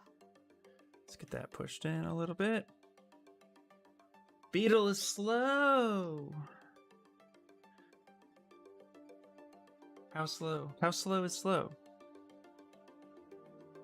How slow can it go?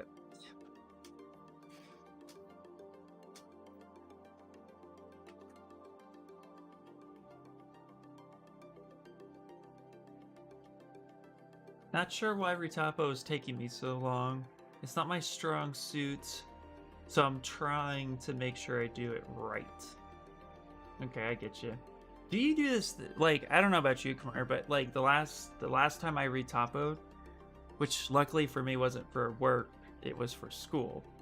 But when I did it, I had to work on something else on the side. I had to sculpt something else because I just couldn't bear struggling on the retapo for so long.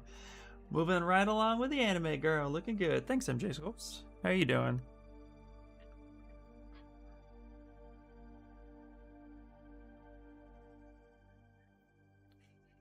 I don't know if that's just me. I have to have something else. I just can't.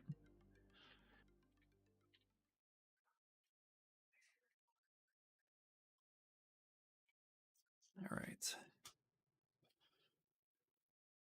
Howdy.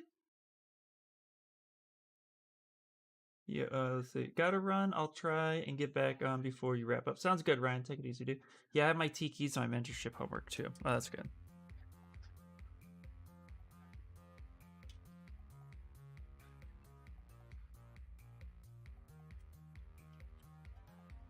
Ooh, you know what I'm gonna do?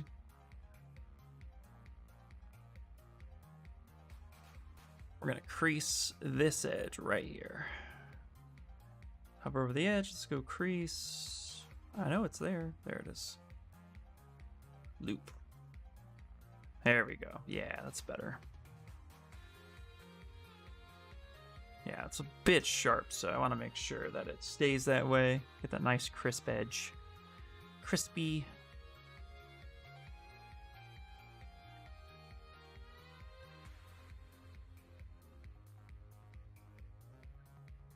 And let's bring that in a little bit so that these parts connect. And if we do that right, when we go to 3D print it, we will not have to worry about any holes.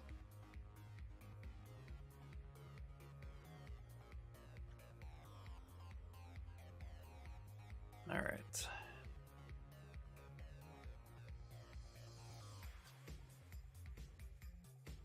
We should bring that up a little bit too.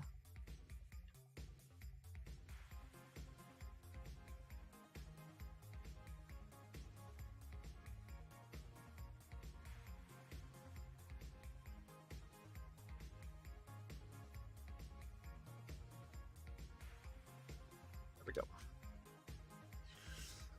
Pretty good. Working on some sweet redacted and redacted for work.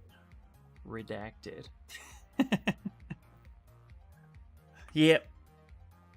I need to get me some more redaction stuff. That's not even a word.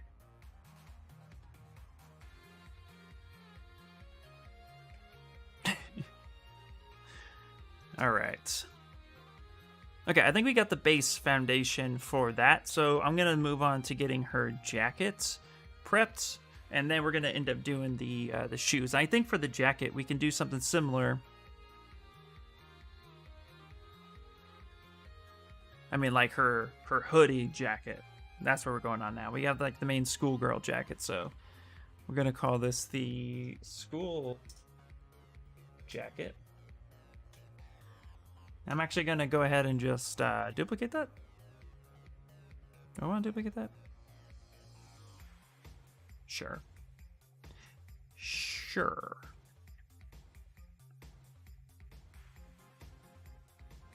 Hey, Ohad, how you doing? Been catching up on your streams. Awesome work, man. Thank you so much. I've been doing really well. Just working and streaming. And looking for more work. And streaming. That's about it, man. That's about me life at the moment. Oh, I'm fighting against myself that way. Let's open this up.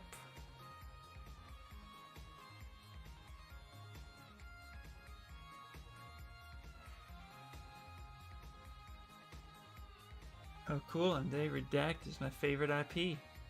Ah, yeah. Okay, I'm gonna go ahead and actually mirror. What? No, don't do that.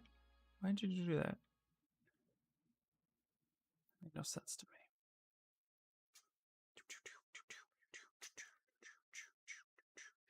Just push that over here like that. Push that over here like that. Now mirror well. There we go.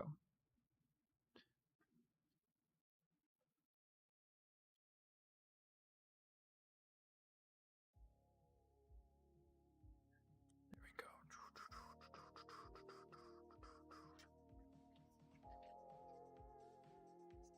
Okay. And I'm gonna actually go to, not geometry. I'm gonna go to deformation. I'm gonna polish by features. Clean that up a little bit.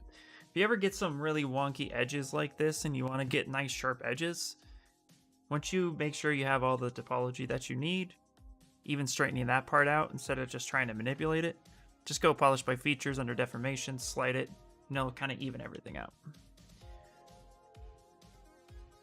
So I'd much rather fix that polygon than all the other ones. Okay. Oh, doop. Okay. Sounds awesome. Wish I had more time to keep creating daily. I totally 100% get it, dude. It's funny, you know, it's like I couldn't wait to get to this part, but it has its own like disadvantages, you know? But I'm super happy to be at this point, if that makes sense. But it's like, whew. It's like, oh man.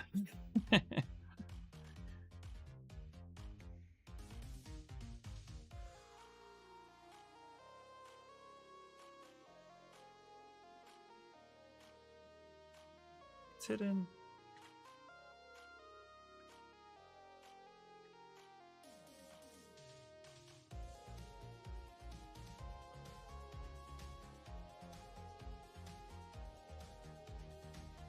that going. Just going to go ahead and just kind of mask this part off right here. Just going to bring this down. And then just kind of widen this out a little bit. And it's slightly smaller than her, or slightly lower than her. Where it's right at her thigh. I don't know what I'm saying. Totally lost my train of thought. Just puff it up.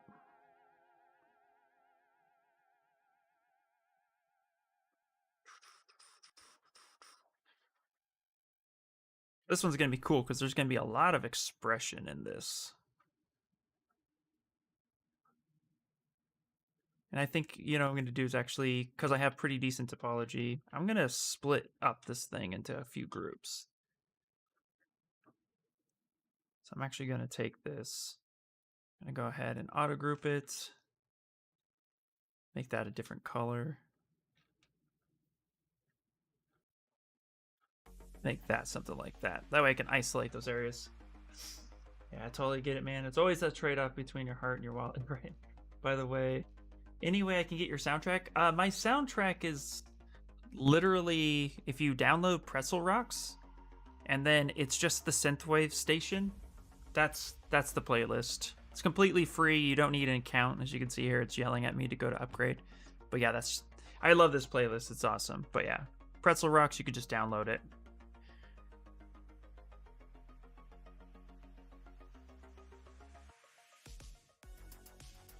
Okay. I'm gonna inflate her jacket.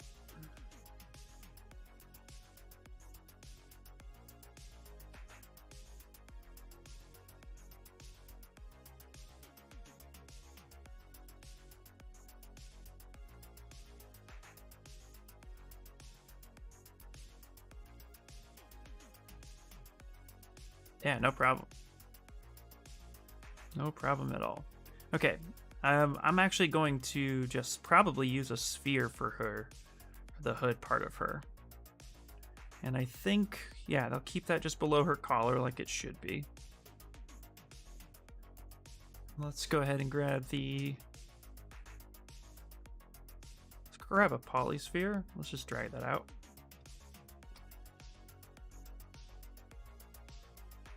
And let's split mast. So split mast points.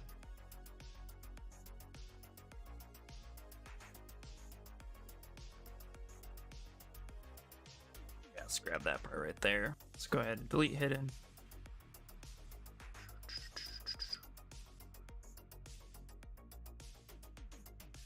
Let's bring that bad boy up.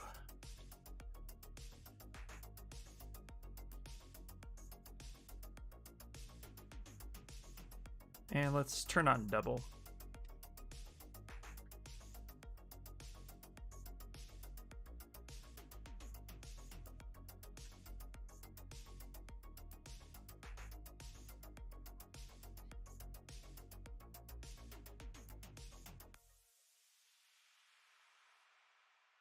Okay, cool.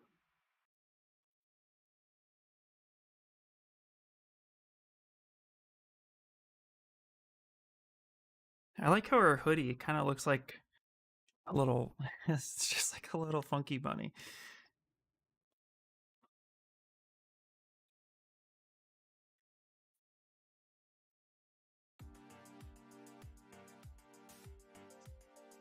Actually gonna mask this section right here and actually scale that in a little bit.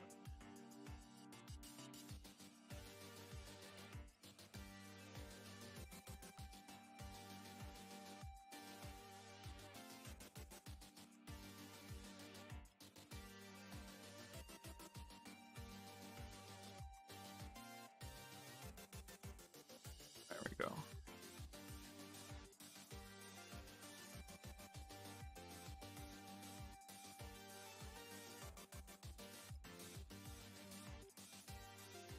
This character is so much fun, dude. This character's wild.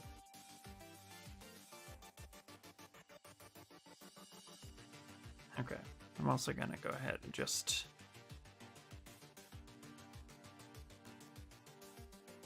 Okay, this jacket needs a Z remesh. It's looking a little stretched back there. So geometry, and let's go ahead. Let's keep it the same. Let's keep groups.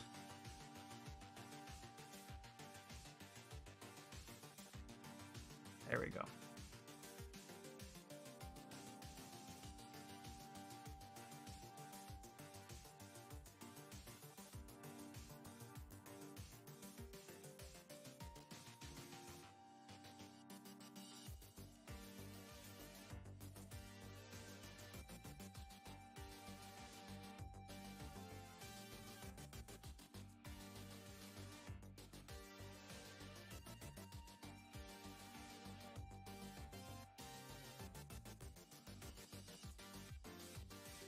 I'm gonna try to get that edge loop a little cleaner.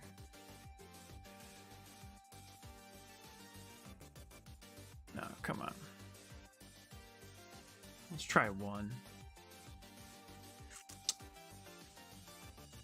Why aren't you listening to me? It's almost like a Pokemon that lost its battle was turned into a fashionable outwear. Right? Yeah, I agree with you. It definitely looks like that.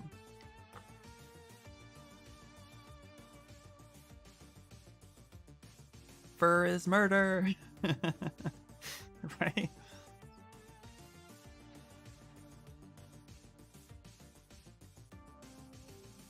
It just screams anime, you know?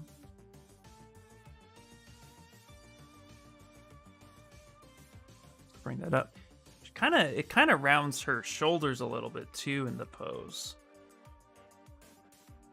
It's like kind of big and bulky. If Cruella de Vil was a Pokemon in the Pokemon universe. That's a great analogy. Yep, I love it. Okay. I think let's try something. Let's solo this out. I want to crease this whole edge loop. Yeah, I want to crease that whole edge loop because I want to keep creases and keep groups. It still does it. Okay. All right, well then let's try something else here. Let's go to this point. Let's go here. Let's do nothing on the face. Let's do nothing on this edge loop.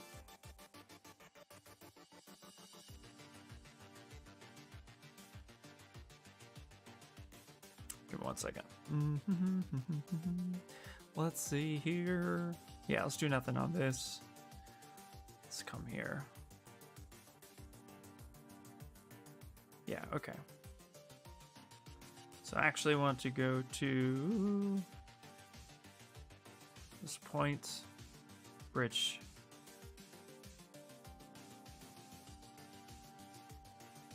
No, I think it's Stitch. I think it's Stitch.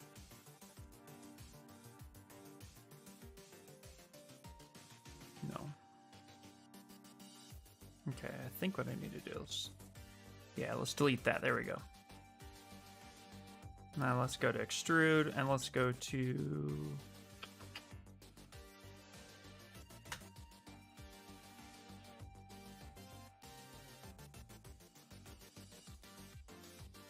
Let's just go to move.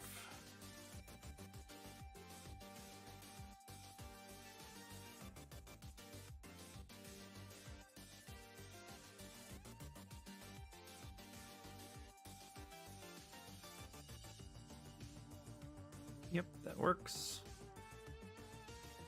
There we go. When in doubt, just retopologize it.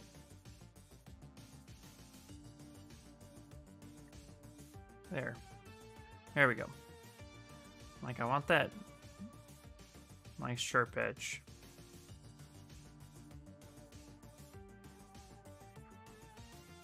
Okay, go here. Let's do nothing on the edge, so we can just kind of move that. There we go.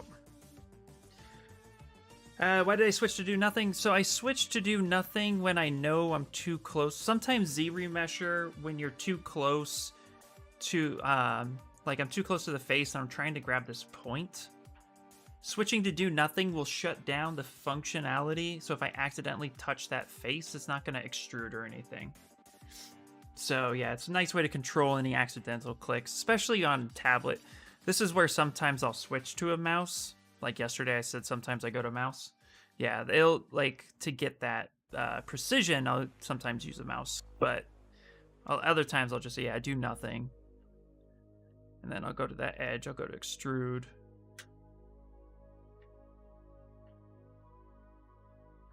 And kind of extrude that point there. Actually, let's crease. Now let's crease this. Let's go to crease. And we'll go partial edge loop. There we go. Now I'll go to extrude.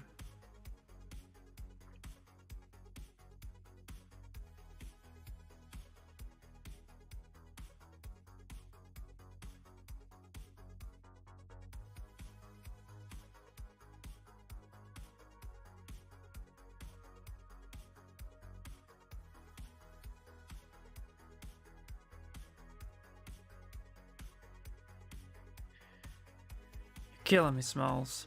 Come on, Z-Remesher.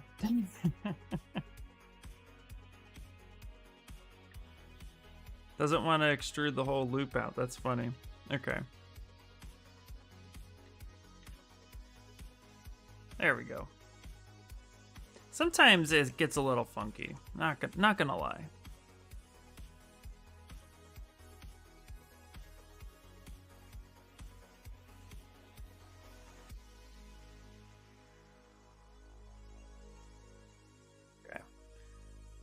Crease, uncrease all, come back here, and I'll recrease this one. There's each time I extruded it out, it had its own crease part there, but what I'm trying to create is actually this underside. So I'm going to make a nice hard edge going all the way across. So that way when I see it and I extrude this part out, we can make that the bottom part a little easier. I'll even, you know what, I'll even just make it a different poly group. There we go. Something to work on. That way too, I can grab this. Soften that up. Kind of bring that in a little bit.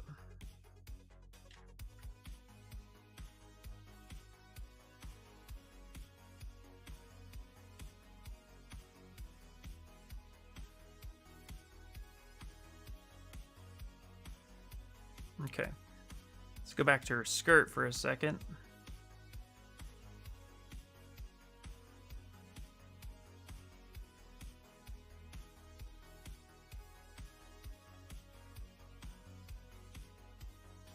Kind of reshape it the rest of the way. Yeah, there we go. Okay, I think that'll work out pretty well.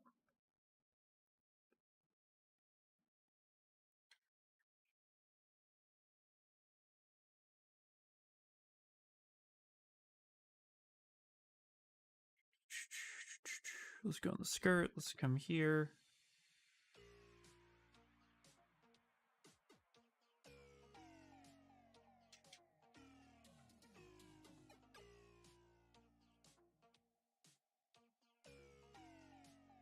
What do I want to do here? So that for a second.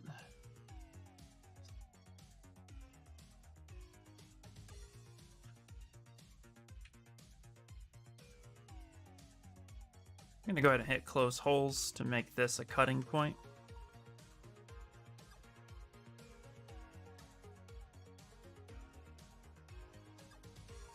Actually, let's not do that yet. Let's first shape it.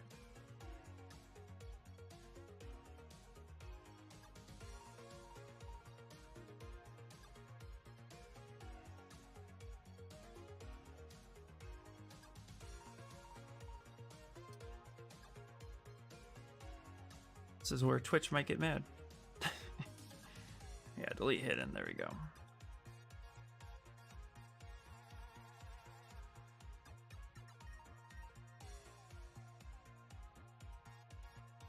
Isn't it weird that now every time I sculpt something, I'm like, I don't know. This might be where Twitch gets angry.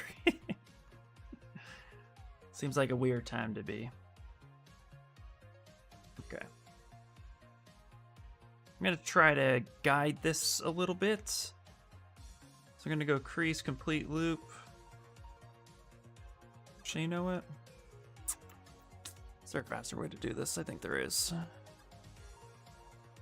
Trying to do more technical stuff. Let's see.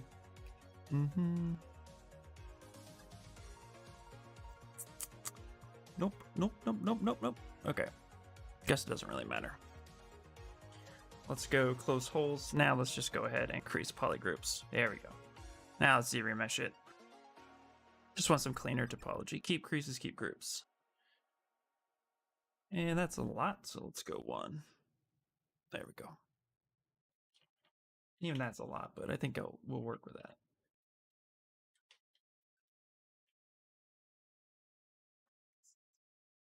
So I've started really like closing holes on things like underwear and stuff, because then it makes it easier to have like a cut line. So even pants and stuff, I find it to be a little bit easier to have more control when you go for keying process. If anybody was wondering.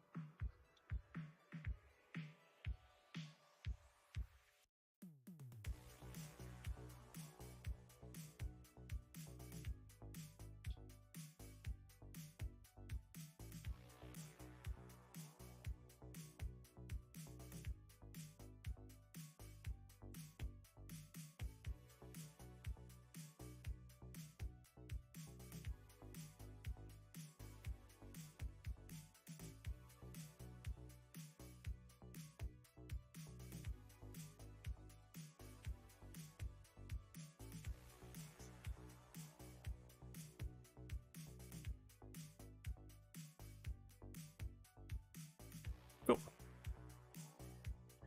I think now I'm going to start adding some color just to start seeing the character a little bit more. So let's go ahead and hit save. Let's block it out. Okay, let's do Z color.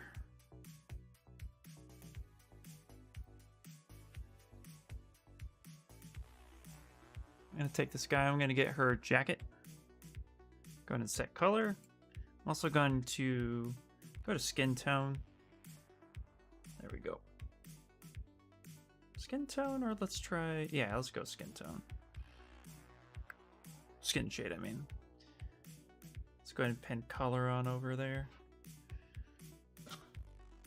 Go ahead and paintbrush, fill color. Okay. This is her main jacket, and this is red. Set color, fill color.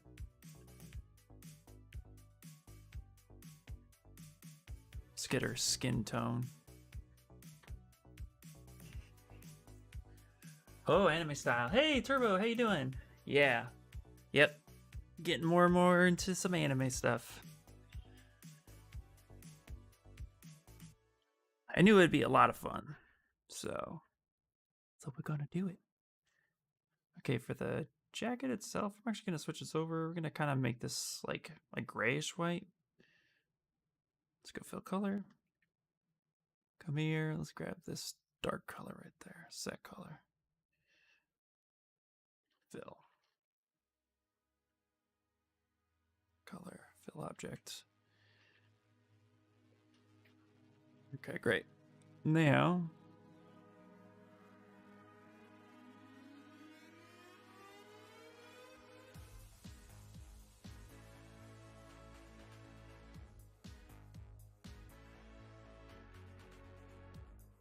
let's actually get like kind of that grayish color.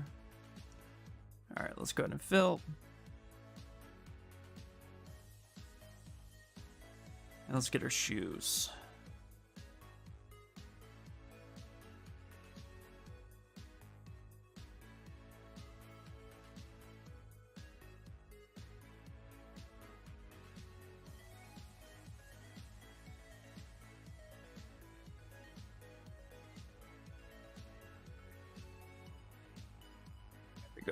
Okay.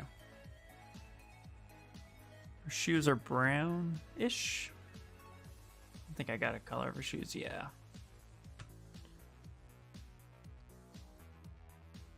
All right, let's do that. Let's set color. Perfect.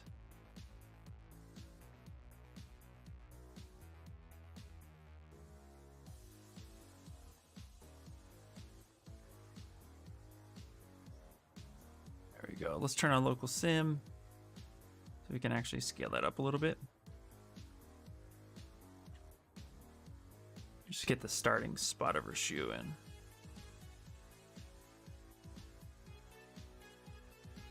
Let's actually take that part off there and delete it in. There we go. Yeah, perfect.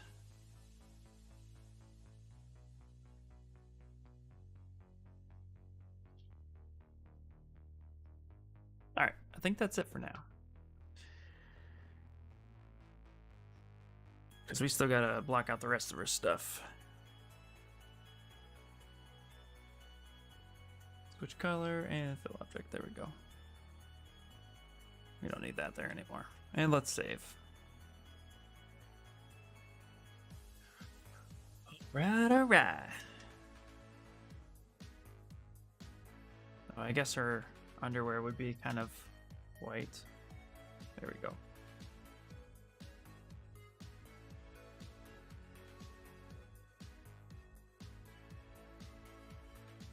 Guess that's where it starts feeling wrong.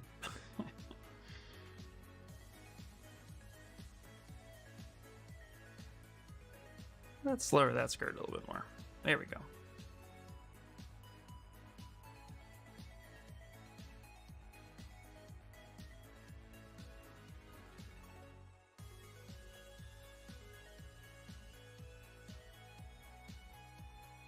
What is that? Oh. No, we don't need that part anymore. I don't think we need that part anymore.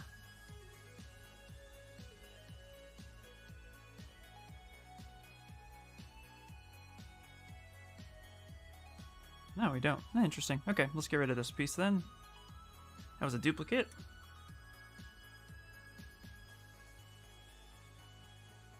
All right, let's start getting some of the other stuff in there. Let's take this piece here. Let's grab the color. Let's actually Z-remesh this.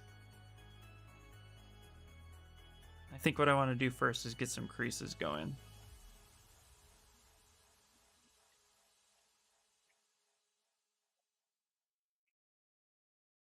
Yeah, let's do that. Keep creases. Z-remesh. Ooh, that's high. Also, oddly, why did it... Delete lower. Let's try that. There we go. Okay, sounds good. Keep creases.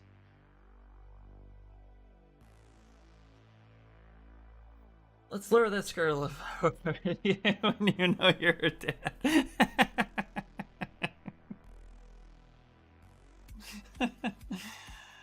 Yeah, there you go. That's fair enough, man. Fair enough.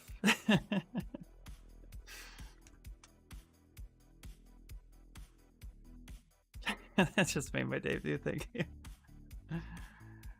Oh. Pretty much, right? Yeah, you know. She did. Yes, she did. Yep.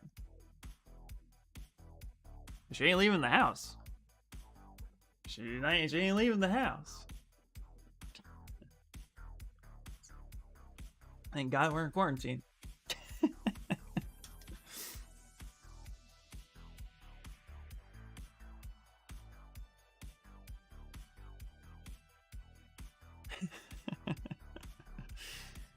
You can't go out. I forbid it, because the law says.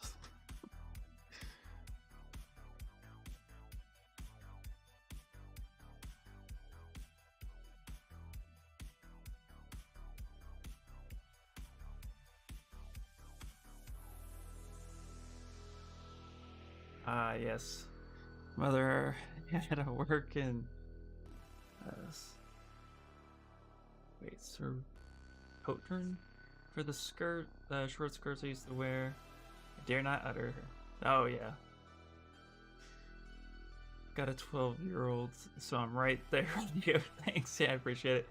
My daily struggle with 2 teenage girls, and I've still got 2 more to go that are under the age of 6. Ooh, yeah. Oh man, I feel ya. Oh, I got 1 girl, and that's enough.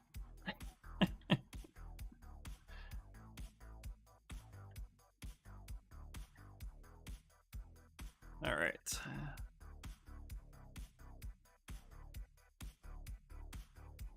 All right, what I think we're gonna do now, let's see here. Let's actually grab BIH for primitives half, and I'm gonna grab a single poly. Boop. Grab that there, and we're actually gonna go ahead and split mass points. I'm gonna make the ears.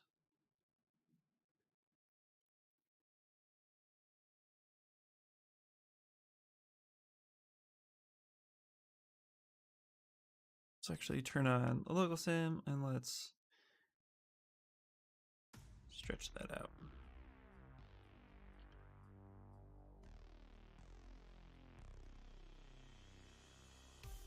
Yeah, I'm all for. See, I am for with like you could wear what you want at home, but some things eventually you'll turn 18. That's my answer. Just remind her that everyone will see what she wears, not just her target audience. Exactly.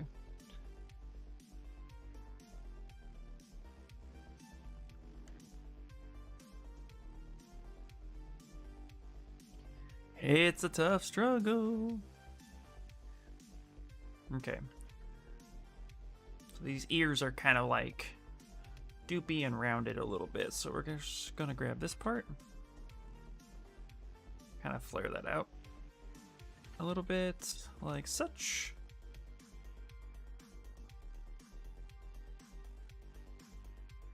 And let's go ahead and get insert single. I'll make this one a little bit bigger, this one a little bit smaller. Grab that there. Grab that one like that. There we go.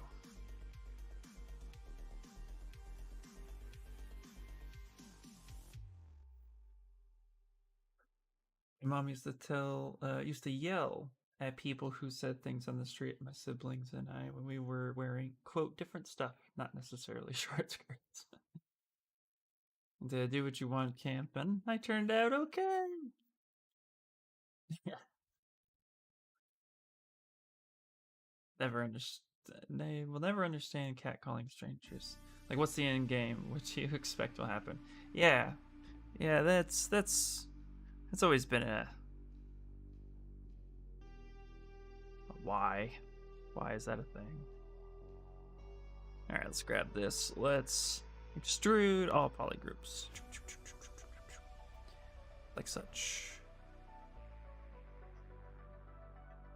Okay. And then we're going to go ahead and increase polygroups. We'll cause that part there to kind of round a little bit. Let's take this edge. Let's do the slide family. Bring that down.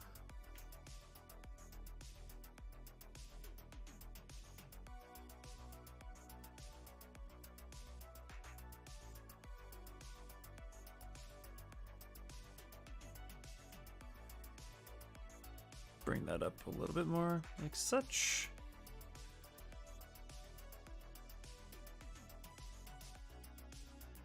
Grab that.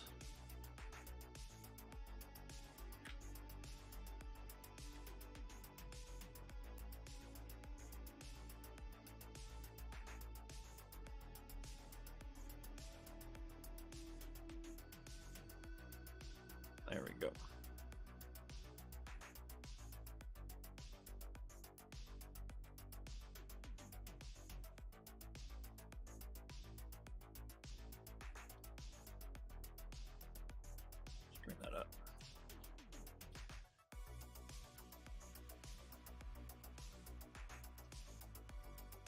we go. Just kind of bring that into place. And they're clearly a little bit bigger though, so let's elongate that.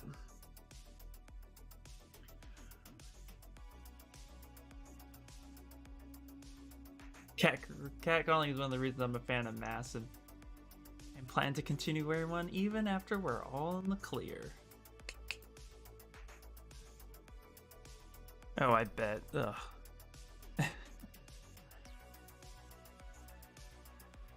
Hey baby, why don't you smile for me? So gross. Actually, just stupid and gross.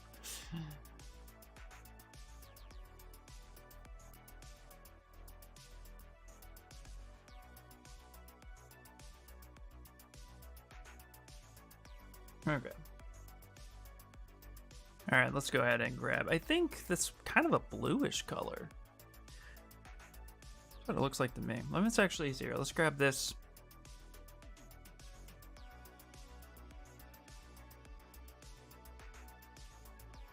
I guess it is kind of.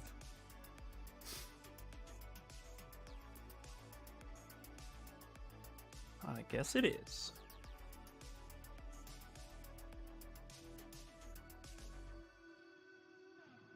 You could security cartouche, right? Okay, there we go.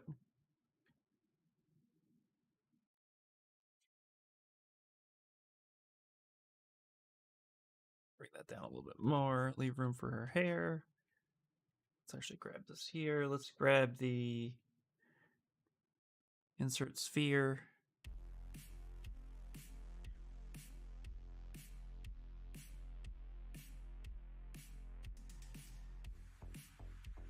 There we go. Let's go ahead and split mast. Let's rename this the. I think it's more of the hoodie. Eyes.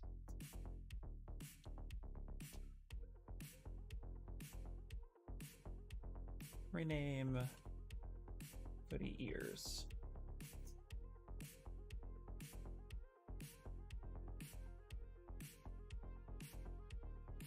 And this would just be the hoodie hood.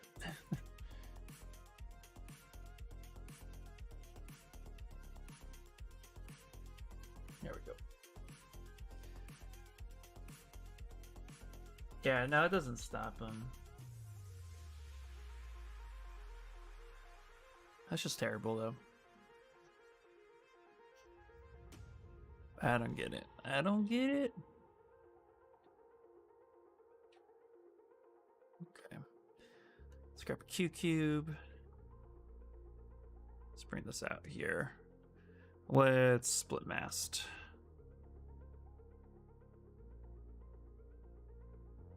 Sorry for anybody who has to deal with that crap.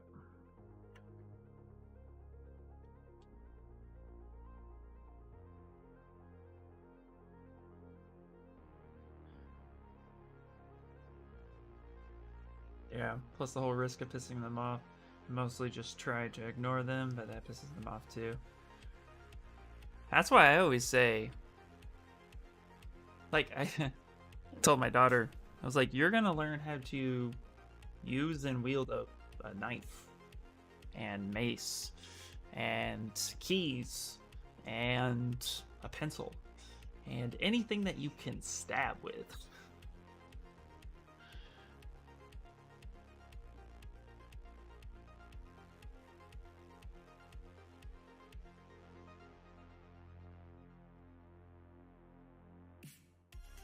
Because if that shit.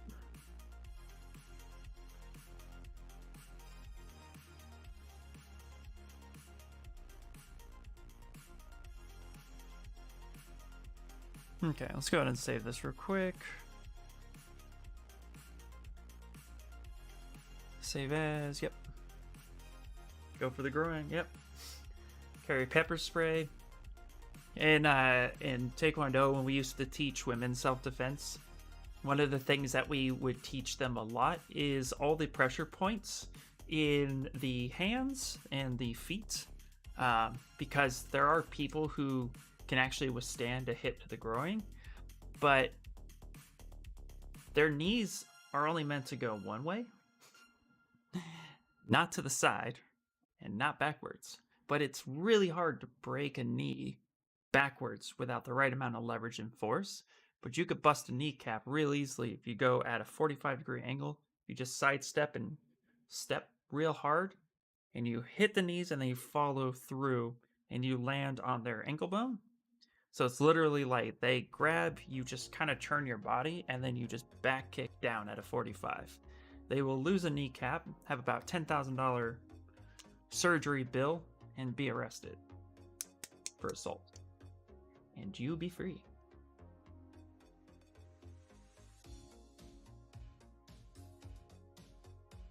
Yeah, that's I agree. Yeah, no one should ever really have to carry anything.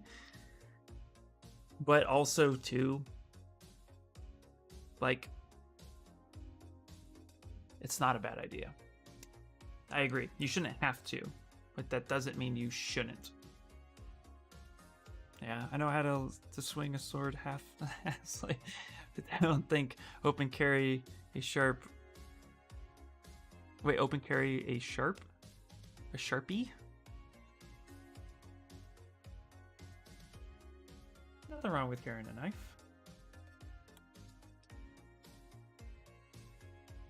Or a sharpie. Or a pencil. Is that what you guys... What?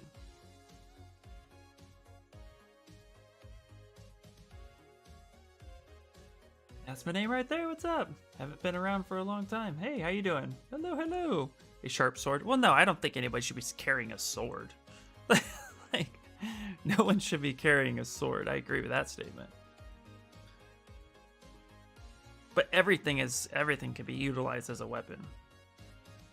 So it's like knowing that you could in case you have to, so you don't have to carry those things, right? It's one of the things we teach a lot in martial arts.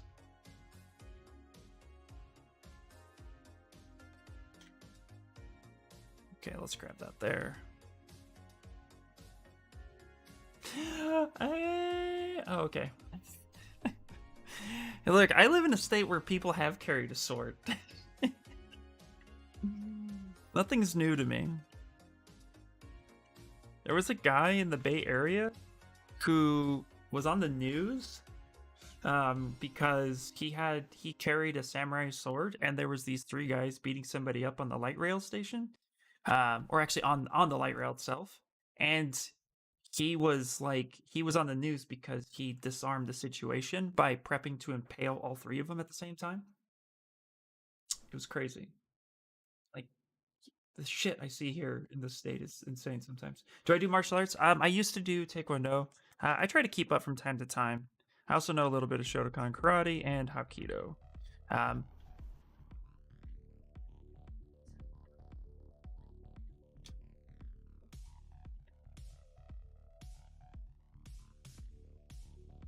And I used to teach it.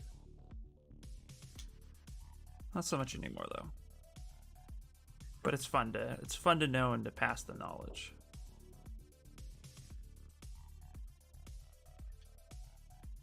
Jeez, yeah. Can't wait to see LA and witness the chaos firsthand. It's kind of insane sometimes.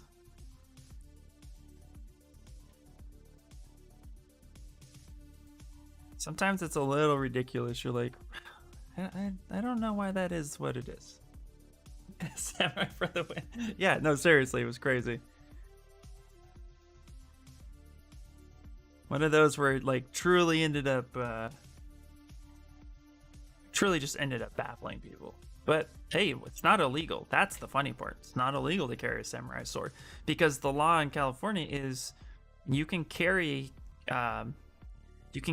any sharp object as long as it is as long as it's visible, and then there's length guidance for that. So you can't carry a concealed knife that is longer than 4 inches, but you can carry a Bowie knife, a hacksaw, a samurai sword, a machete in open public. Now that doesn't mean you won't be stopped.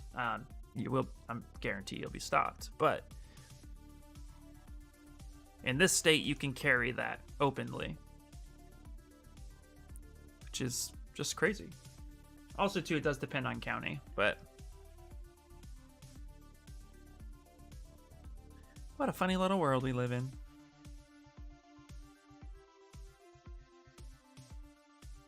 All right, I'm starting to create some edge loops here. Let's go to crease. Let's uncrease that. Get a natural fall off happening. Let's actually slide this incomplete edge loop here. Up, up, up. Get a little bit of a bevel action. There we go. Yeah, the really weird thing is that those little cat keychains with sharp ears that are meant for self-defense aren't legal in California. Exactly. Katana is fine. And do you, like, the reason is because of Kevlar. So a bullet can be stopped by Kevlar up to a certain caliber and up to a certain type of bullet. So like a slug, but armor piercing, you know, hollow points, no. But a sharp knife will cut through Kevlar like butter. And that's why it's illegal to carry sharp, concealable things, because if an officer is going to, quote, try to detain you in any way, shape, or form, and you decide to resist, that becomes a huge danger. So it's because sharp Kevlar can be cut with ease with butter, like butter with a sharp object. That's the only reason for the law. It's a good one, but I mean, you know. Hey, what's going on, Bat Slayer? How you doing?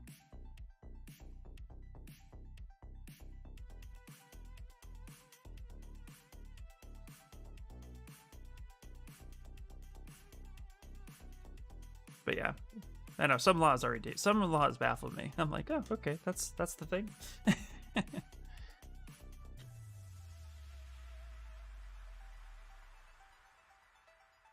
Okay, well, let's just kind of take a look at everything.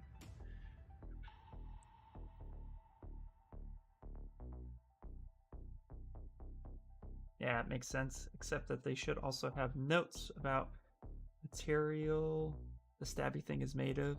Scabby kitties are plastic. Oh, yeah. I continue to improve myself on ZBrush. Yeah. Yeah, there's a lot of things that should be improved with the law. I agree, 100%. Yep, totally makes sense.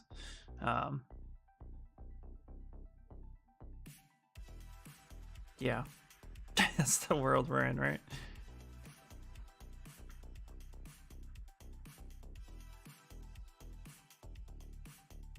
All right. Pop that over, pop that down.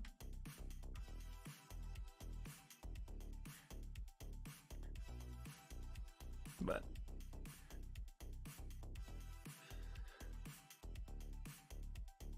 nice. How do you add edge like I did? How do I add the edge there? So Z modeler, actually. So if you hit B for brush, Z for Z or Z, and then M for Z modeler, when you hover over, if you have your subtool, you have your brush over an edge, and you hit spacebar, you're actually given a lot of options. Same with if you hover over a face or even a point. This brush kind of breaks it up into 3 parts. And then on the edge, I have it set to insert single edge loop.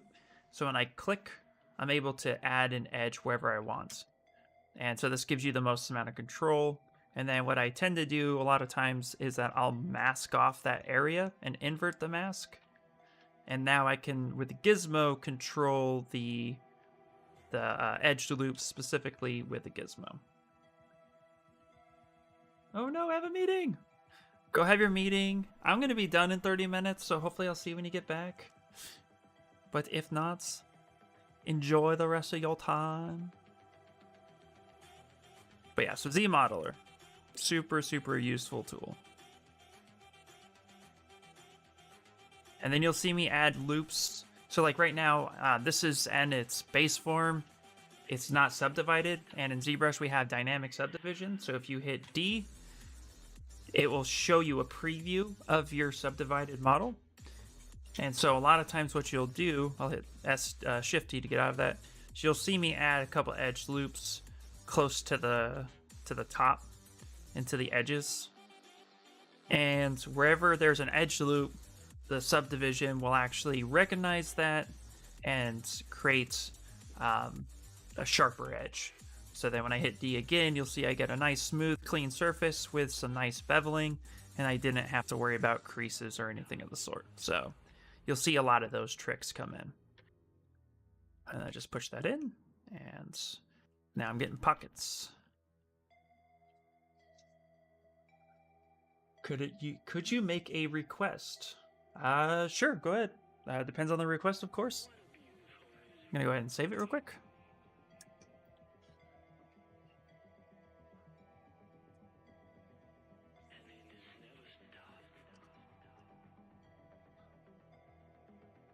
It's funny because I almost never use crease, just edge loops. Yeah, me neither. I only use crease, like you see, like in my jacket right here. I placed crease, but then yeah, I replaced it with just using edge loops. It's much better way, I think. 6 and or Mono from Little Nightmares. Ooh.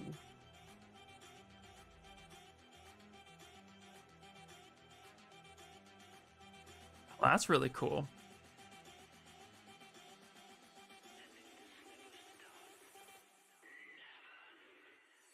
I am always up for a commission, believe you me. Oh, that's a fun character.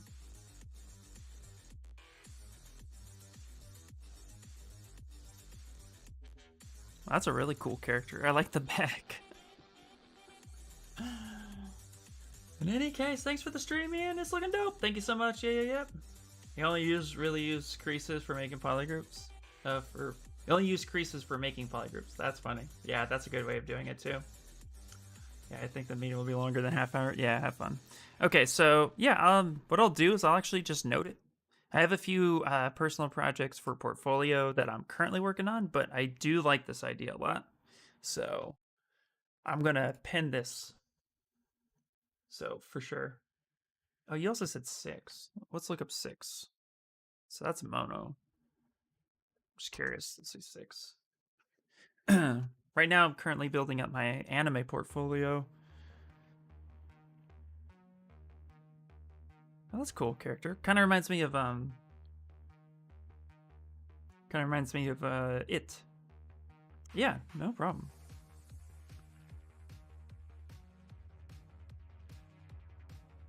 Yeah, let me go ahead and actually save this image out, and then I'll just kind of pin this.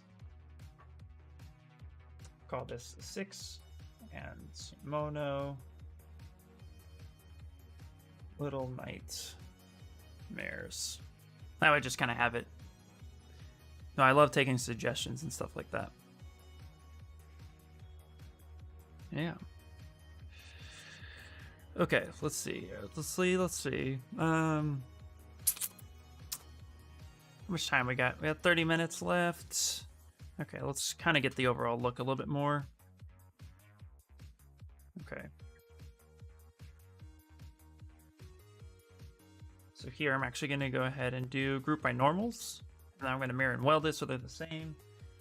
And then I'm actually going to go to crease, and then crease polygabry or polygroups. Now I'm going to go ahead and actually drop this down to like a 0.5, and we're going to Z-remesh it. There we go. Yeah, that's better.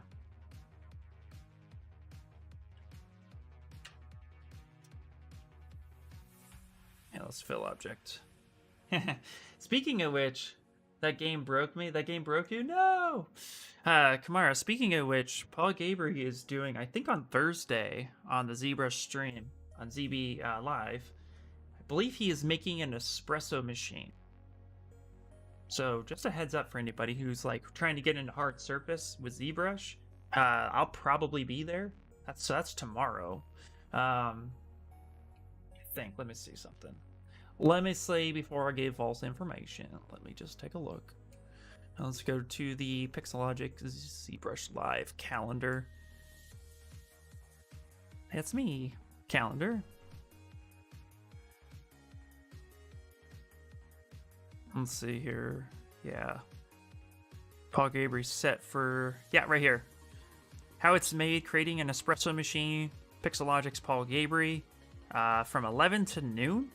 So I actually want to attend this. So it's an hour. But actually, I think I actually want to do this. So still need to make that hat. It was a rough weekend, though. Yeah. So if you guys are interested in trying to get, so tomorrow on the Pixelogic channel, if you guys want to get a little bit more into hard surface, Paul Gabry would be there. On the 1st. Yep. Exactly. I think I'm actually, yeah. I think what I'll do is only stream for 2 hours tomorrow to finish this, to work on this character some more. But then, yeah. That'd be it. They. Because I'm trying to get a little bit better on that too. Because I'm actually going to be grabbing a few of these loops, just like this.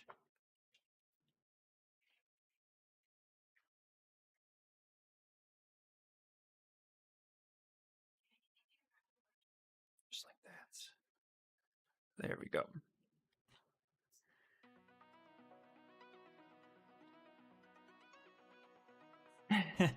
Here on the inside of Pixel, where's dress?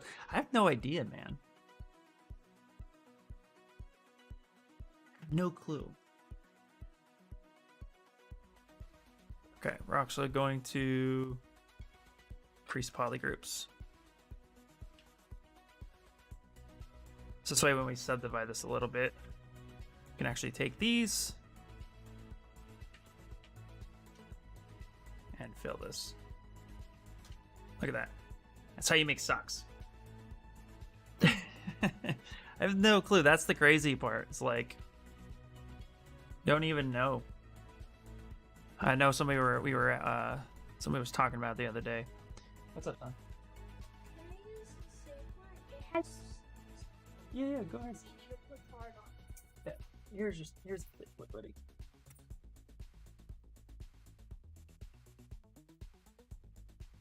There we go.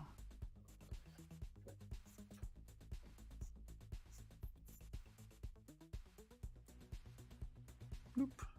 Okay. No, you can't say that, Cardi. No.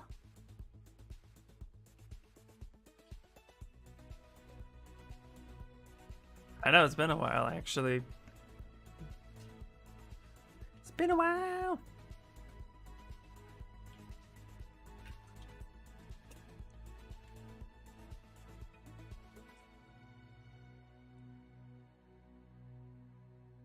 Okay, we're actually gonna lift this up a little bit. Okay, I realize actually you should probably just make these socks over. Yeah, I'm actually gonna redo that. So, and I'll show you why, because they're much higher than anticipated. So let's go ahead and duplicate the body. Let's grab the legs like such. Yeah, just grab his leg, grab her legs, and then let's actually get her skirt. I mean, not her skirt, her, yeah, where is her skirt? Right there. Her socks actually go right here. Actually much taller. Outer groups. There we go. Let's get delete hidden, mirror and weld. Grab that guy.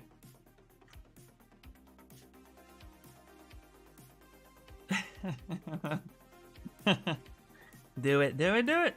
She was awesome. We had in close holes. Okay. Good morning, Artsy. How you doing? Artsy Arve, how's it going? Okay, crease polygroups, and I think we did 0.5. Keep creases. Yeah, that's what we did. Cool. And switch it over. Get that white going. Okay, let's do the same thing. Let's grab that. Let's grab that. grab that. Perfect, that works. Switch that over, make that a different color. Freeze polygroups. There we go. Subdivide a few times. Grab that one. Switch color. Fill object. Switch color. Fill object. Boom. There we go.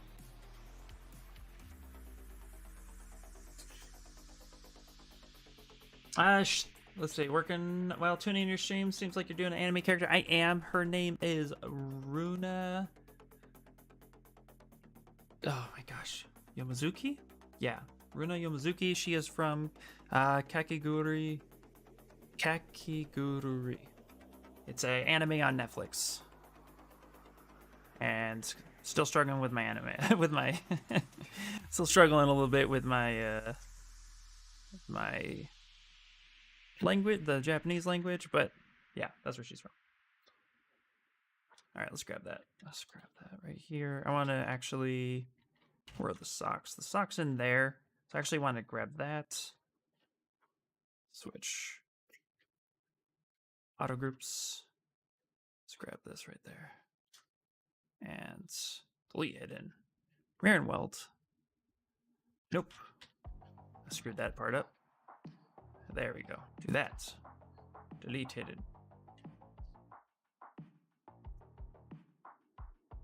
There we go. Now with our socks, I'm gonna go ahead and expand it out a little bit and over. Bring that in just a bit. Yeah. It's a pretty interesting anime. It's like, I was explaining it earlier, it's kind of based loosely off of like, it's like a high school that permits gambling. And wow, that really kind of, what happened there?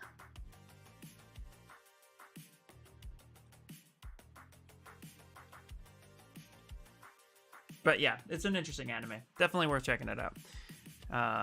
Okay, I kind of need to fix this right here, so let's back this up. Ah, there we go. Okay.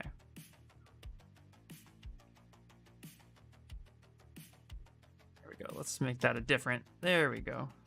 Okay. Crease groups.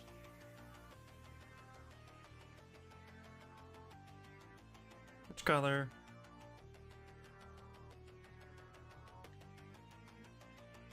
No, no, no, no. Don't do that. Fill object. Switch color. Just make sure we fill that object. There we go. Okay. I'm like, no, I want this as clean as possible.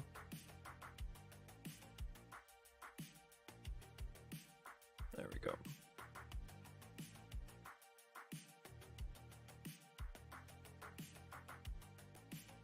Yeah. Doing well, trying new techniques, trying to make it look good.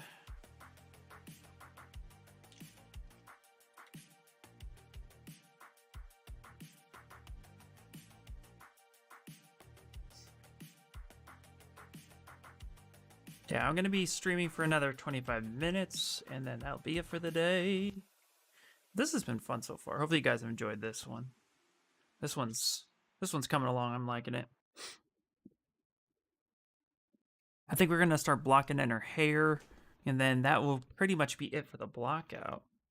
We can start focusing on detailing tomorrow, which I'm excited about.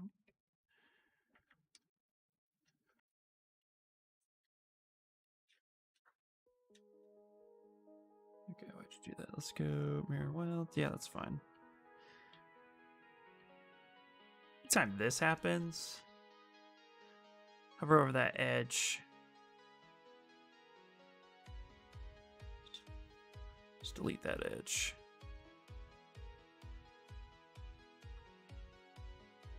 Let's come here. Let's go to extrude. Let's do nothing on this. And the points also do nothing.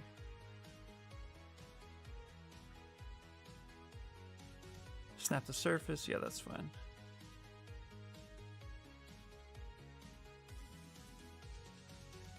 Looks really solid. Can I ask how you did the pleats? Yes, actually. 1 second.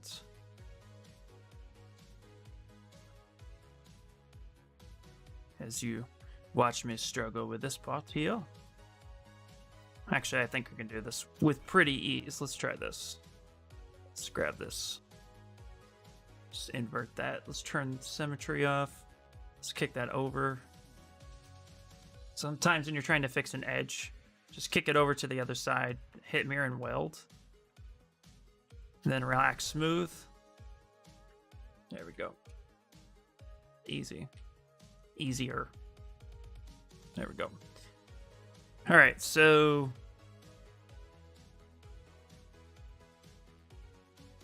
we're talking about the skirt, right? Sorry. I want to make sure pleats. I've only heard that like 2 times.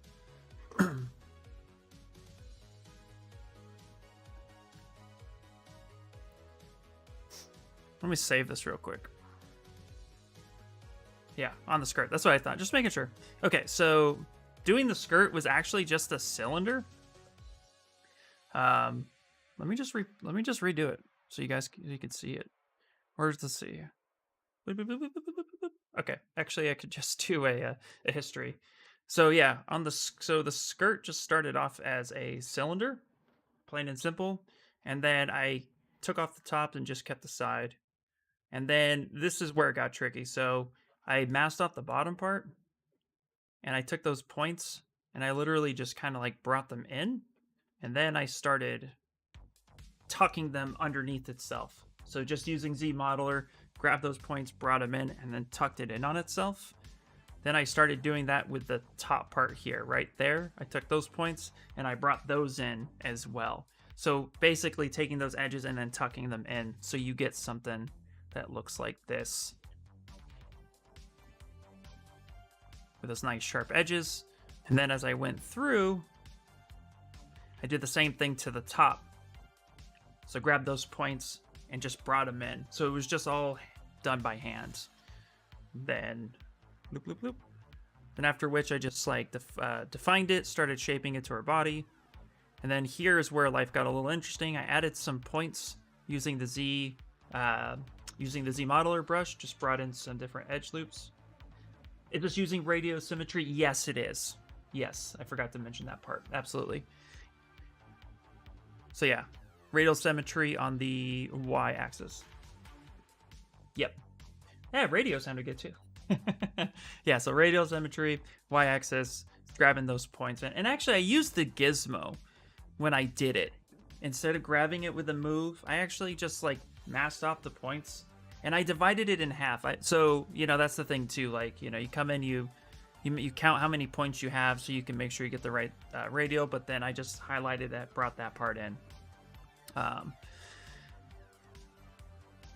And then afterwards, after creating the edge loops, I then gave it some thickness. And then started shaping it a little bit more. Gave it some more thickness, and then started seeing how it looked subdivided. And it actually looked pretty decent. Gave me some nice kind of curves to it. And then added some color and some length, and there we are. So, if you would like, what we can do, let's save it one more time. Let's actually just go to the cylinder real quick, and we'll just kind of walk through it one more time. So I started with a cylinder, basic cylinder. Then if you go to, I believe it is under edge loop, delete loops, that'll delete all of those middle loops, so you're starting clean. And then I went to polygroups and group by normals, and then just isolated this middle part here. Oops. And sometimes if it doesn't want to isolate, you just grab the edge and invert. So you get that part, delete hidden, and now you have this to work with. No problem, Artsy. So then from here, okay, make sure that both top and bottom are there. Then from here, what I did was I just kind of masked off this top part. Inverted it and then just kind of tapered that in. Brought that down. Something like that. Once I got that point, I basically counted how many lines that there were, and I believe the number I came up with was 18. Because there's 36 lines in that, so I went to the Y, hit radial, and I typed in, is it 16? Or is it 18? Yeah, 16. Perfect. Now, I also turned on double, so I went to display properties, and I turned on double so that I could see the inside. That part, too, was also something to kind of note. And then from here, I just kind of masked off the points that I needed. Now, when you're on radial symmetry, this part annoys me. When you're on radial symmetry and you hold Alt and you tap this little location, it doesn't know where to go. So it just stays in the middle. And that's whatever. It's kind of annoying. Hey, what's up, Snickles? So I hold Alt and I drag it to one of the points as close as possible. Because I masked off the other points, doesn't really matter where it is. You can do it over here if you want and start pulling. It's completely up to you. But I like to kind of hover over. And then I kind of brought this in. And then I just started just kind of getting this shape right about like that. So now you get this crossover. Then I invert the mask, go to the outer one, start bringing that over, bringing that down. And now you start seeing the skirt taking its shape, right? So now we just do the exact same thing to the top. Go ahead and mask off that section, invert, bring this up.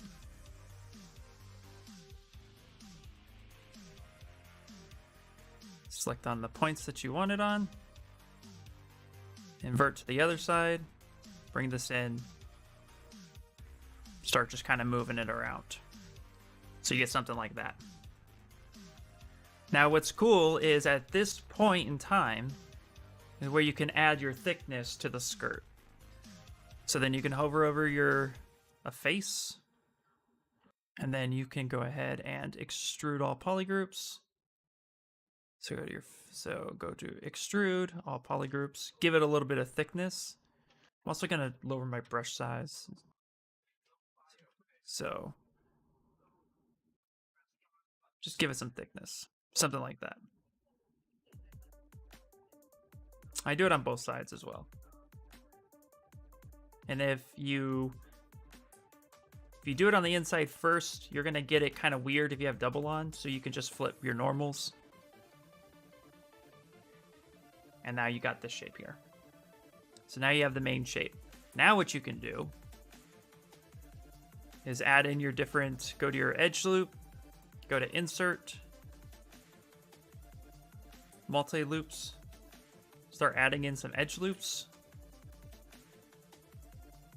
And now you can start manipulating those edge loops however you want it. Turn off radial, send it back in the center, start grabbing the loops that you need.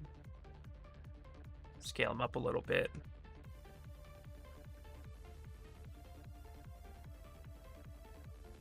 Scale this in. And then start shaping it to your character.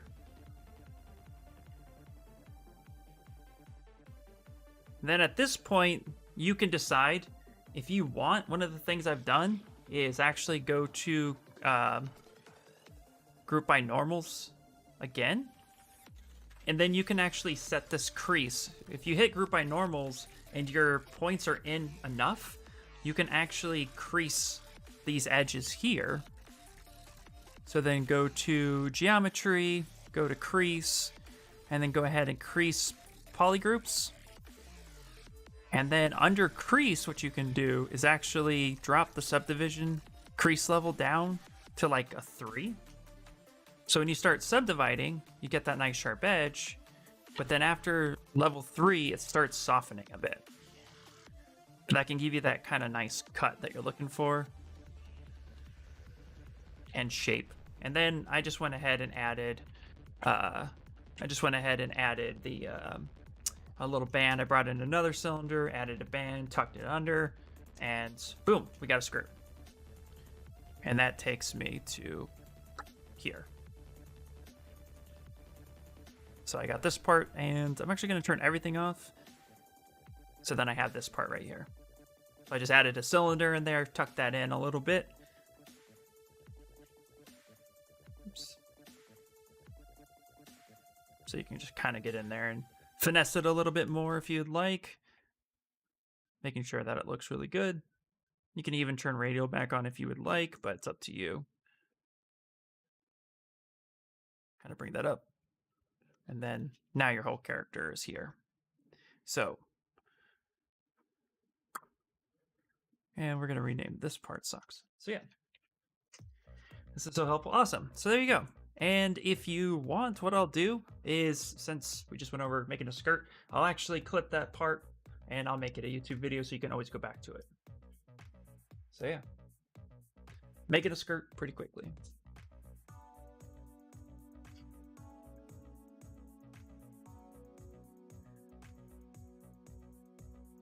Do you have any questions on that, or is that too fast? I want to make sure I didn't lose you.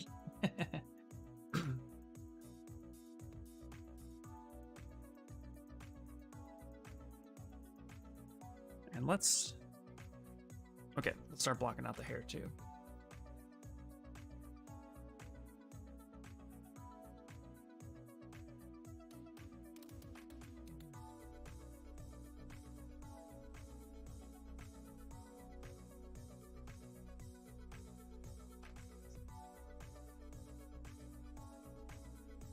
Oh, shoes.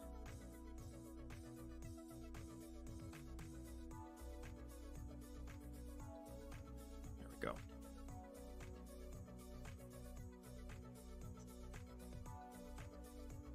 So here.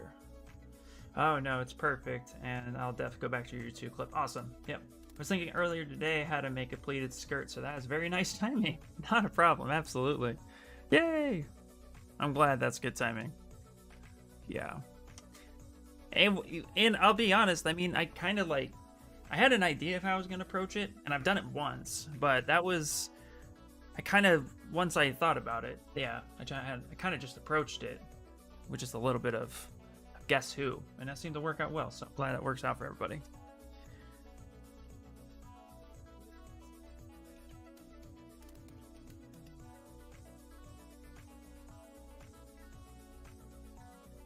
It's funny. Yeah, I'll post it up later today. I'll actually announce it in my Discord when it's up too, guys. So I'll make sure to cut that, because I'm not doing much else today. Today's a relaxation day. Yay. We got 10 minutes. Let's get some hair blocked in. Let's go to double so we know the jacket's there. Yeah, look at that. This is fun. I'm thinking too, we might do just this pose. We might do this pose. Keep it simple. Relaxation, what is that? Yeah, exactly. This is so freaking cute. Yeah, this is an adorable character. And what's cool is most of the characters, at least most of the female characters in the show, are all in the same uniform. She's the one with this awesome hoodie. But most of the other characters are in that same outfit. Oh, I gotta add the necktie to that. Okay, let's do that. So, it's almost like once I get this part blocked out, remove the hoodie, I can have another one of the characters, no problem. So that's kind of cool.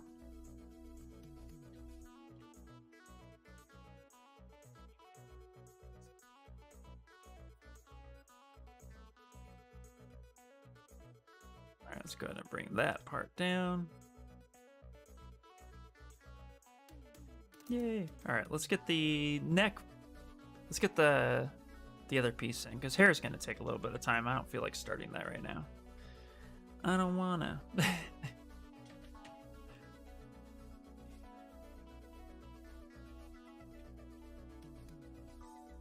I'm thinking.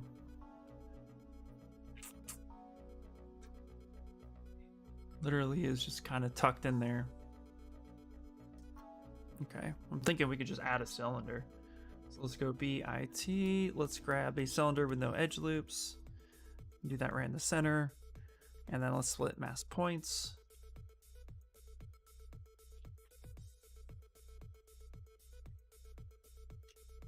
Let's look at the poly frame. Let's cut that down a little bit. So I think I'm going to do the same thing. So we're just going to go, not crease poly groups. We're going to group by normals. Grab that one. Delete hidden.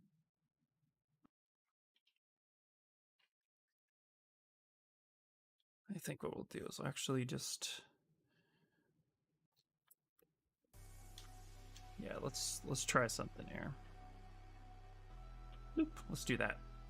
Let's delete hidden. We're only going to work with half of it right now. And let's actually go to dynamic subdiv. Let's give it some thickness. 0.005. Nah, okay, 0.01. Yeah, let's do that.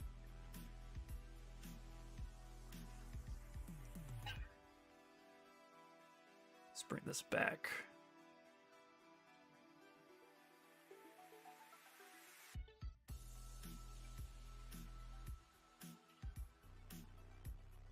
Let's cut that part off. So we're just gonna tuck that part in there. Scale this up.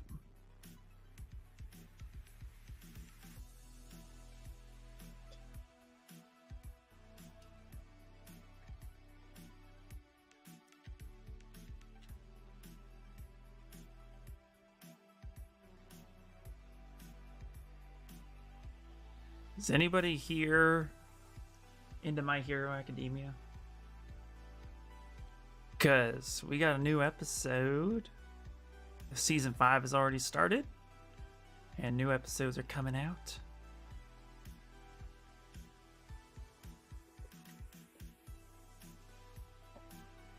No, wrong one.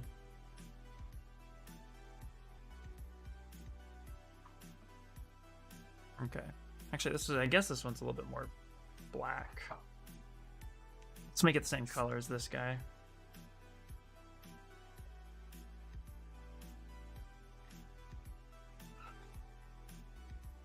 Actually, yeah, we'll make that thicker. And what we'll do too is we'll actually adjust where the thickness is going. So we're actually going to offset it more in.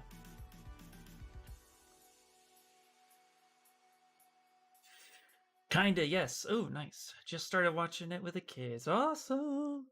Yeah, it's a great show. Season 5 is going. So I can't wait for the next episode.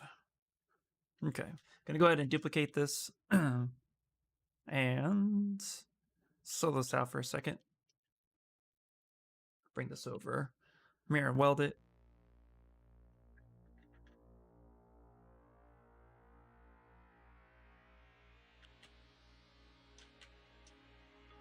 Hit auto groups.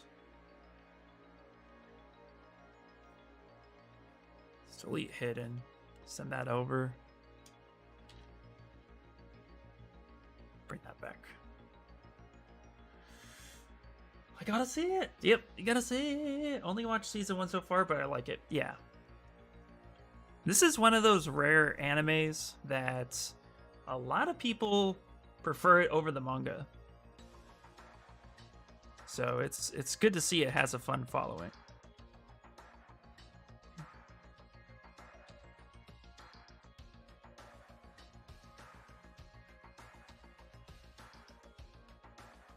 Okay, so we're gonna go ahead and bring that out there.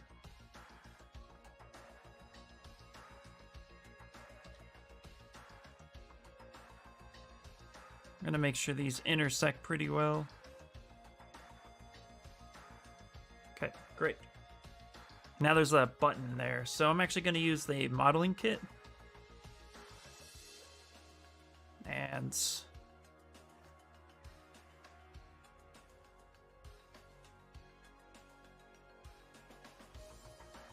weird. You know what? Let's make our own button.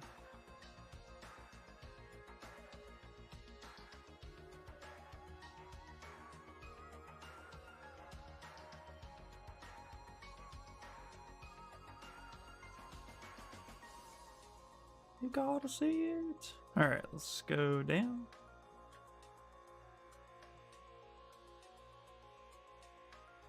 See modeler, let's grab this, put an edge loop in here.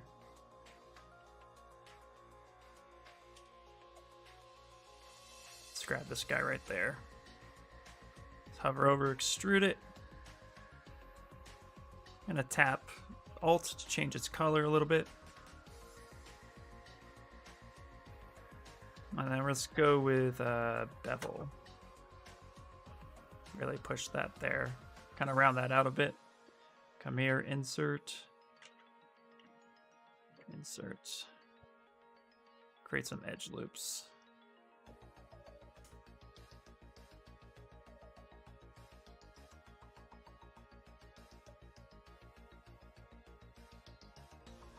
There we go.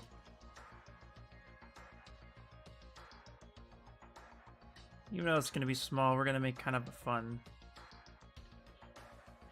little thing. Let's come here, not move. Let's get extrude and let's push it in a little bit. Push it in a couple times. Ooh, not that one.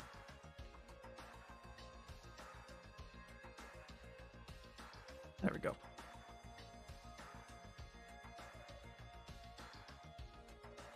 There. And let's make this white, or at least some sort of gray color, just so it stands off, like that. Let's scale it down.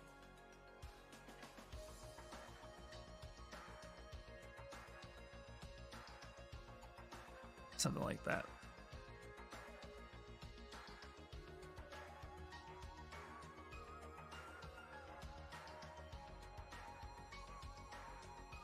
There we go. And then button. Button. Look how tiny that is. Put some detail in there. Yeah, this one and Konosubarashi I feel are better than the manga. Yeah. Thanks for streaming, fam. Gotta get to work. Alright, Dice. Have a good one. Thanks for stopping by. Appreciate it. Hug your kids. Oh yeah, it's already... There you go. I made a button and it's new now. So we're gonna do, so tomorrow we'll start prepping it, but I'm only gonna stream for a couple hours tomorrow because then it's the Paul Gabry thing. So we're gonna go ahead and do that. But thanks guys for stopping by. I really appreciate it. Let's go ahead and save it. There we go. Thanks for hanging out. Let's see. Let's actually pop over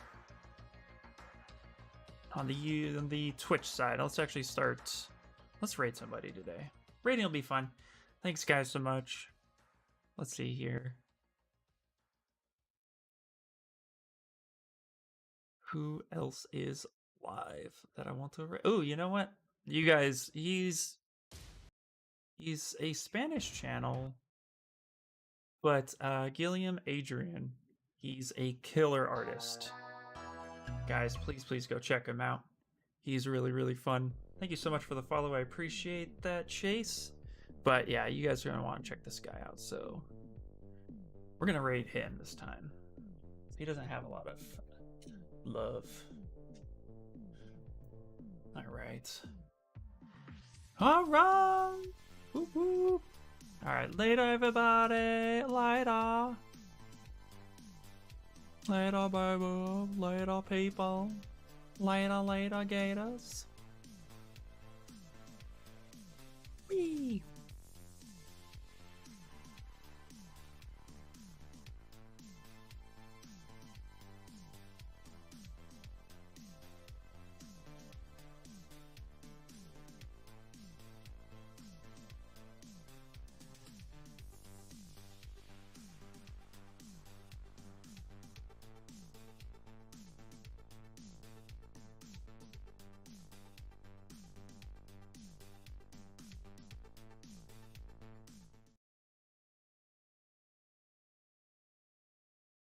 ¿no? Que tienes esto. Yo diría, ¿sí? Si no me equivoco. Sobre todo la espalda es sacar el volumen. Primero va encima este, luego va este, después va este, Y luego este.